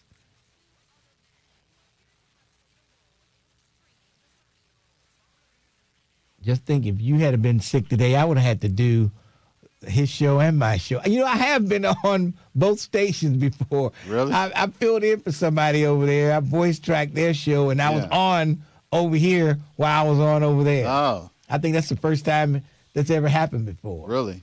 Yeah. How long ago was that? Oh, that was back, oh, boy. When Faith Daniels was here or something? It was after Faith. Yeah. Oh. What's his name from Alabama? Chris Coleman. Chris Coleman, yeah. I filled in for Chris Coleman. Yeah. Yeah, Chris Coleman, he came up here, he went right back. Oh, boy. So, yeah, I voice tracked his show, and I did this show. So I was on 100.3 and 1230 Buzz, and it was not a simulcast. See, that's the key. That's the key. It wasn't simulcast.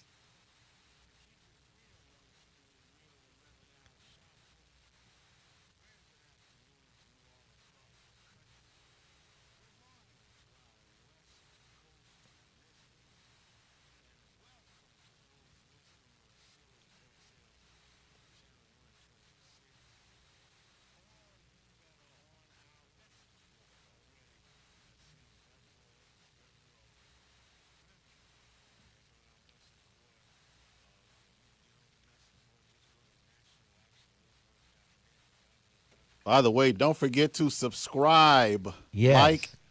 Like the stream, subscribe to the channel so we can grow our number. Well, Steadily growing. Most everybody listening to us right now, probably they already subscribed. That's good. Hey, we got to keep reminding them. I know. I'm still waiting for Janice. She said, I can do it. I'm going to be able to do it. And I have not seen Janice yet. Our numbers are growing pretty good. Yeah. Growing pretty well. We're only 99 from 1,000. Yeah, that'll be great. That'll be great. Chris Coleman is on the radio in Alabama. I think it's Birmingham.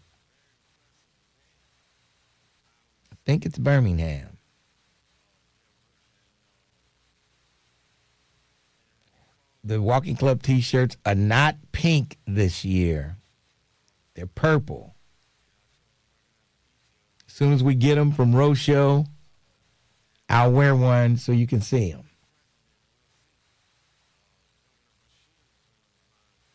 Yeah, mine is an XL. Extra large, You by the way. Last year you wore the 3X. You trimmed down some? Ha. You and Randy Jackson been taking the same medicine.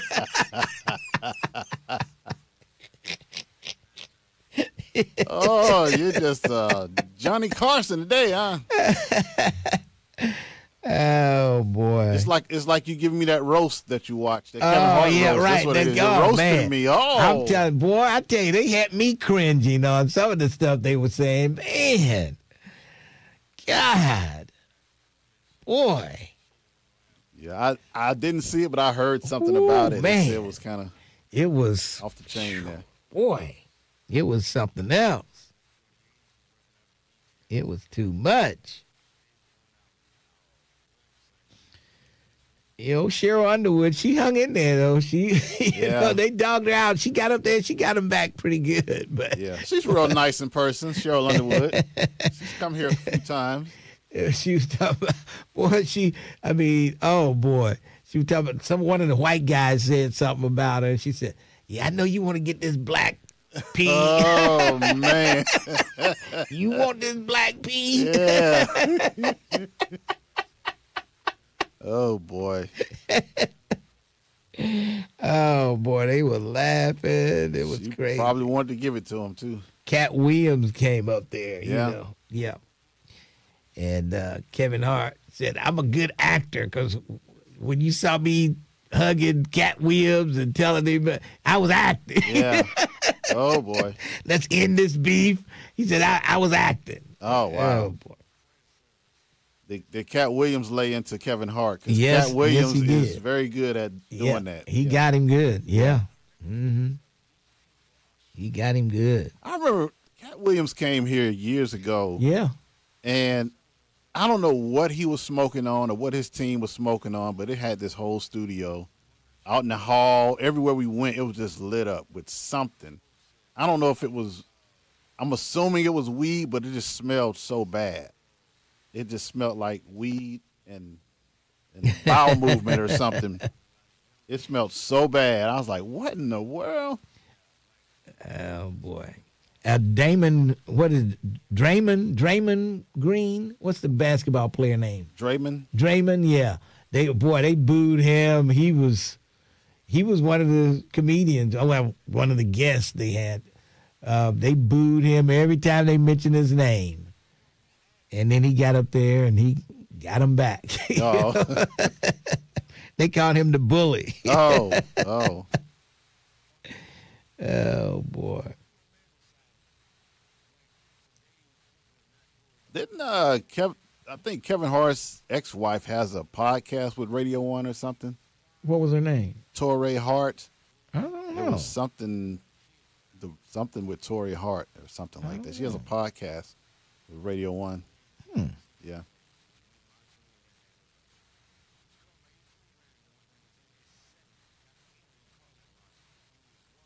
Weed and balls. That's the smell. Jeez. It smelled like weed and dog turds or something. It just smelled like, oh boy. Yeah, that was that loud. Is that what that was? Loud. Oh yeah. man, it was definitely loud. I was screaming. Cover your nose. Oh boy. Damon Green, yeah, that's what his name was. Yeah. He was up there.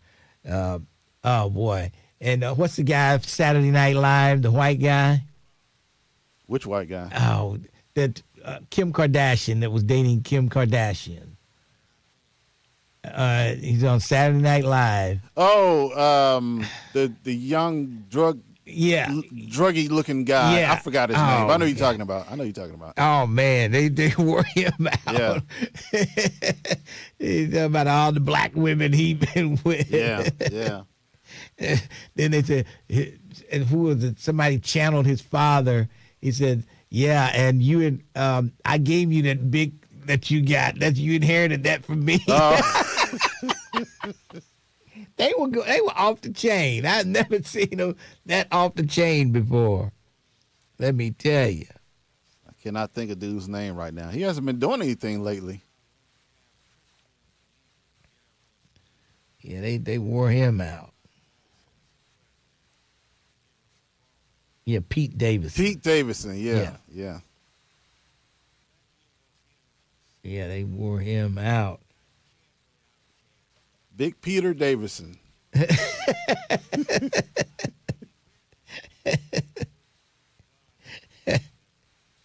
Oh boy.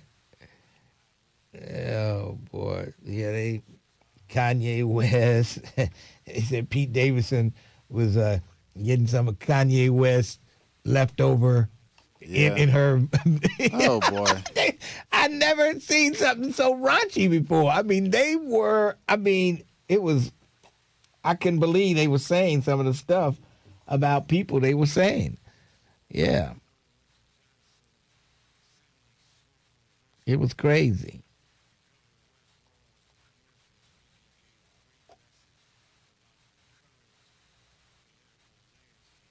Unbelievable. All right, folks, I'm getting ready to get out of here. I will talk to you folks tomorrow morning. Yes. Pete Davidson and Kanye were in some Ray J leftover gypsy pie. Oh, boy. Terrence and his Diddy behavior is concerning. What did I say? I don't know. They brought up Diddy a whole lot in there. Oh boy, P. Diddy was brought up a whole lot. No, I don't do Diddy behavior now.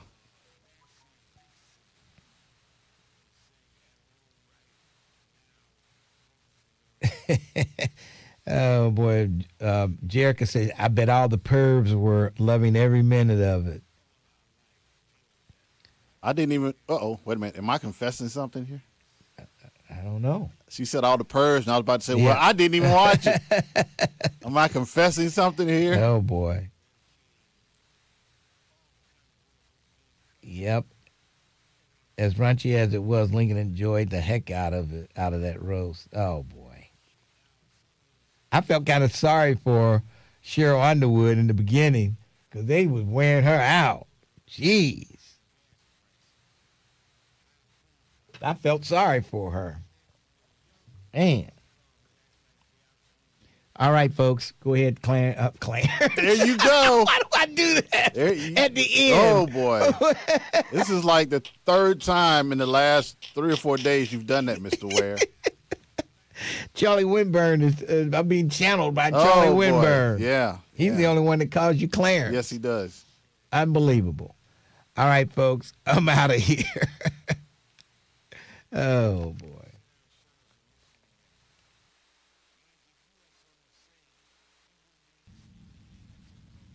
I hear some guys pass the baton.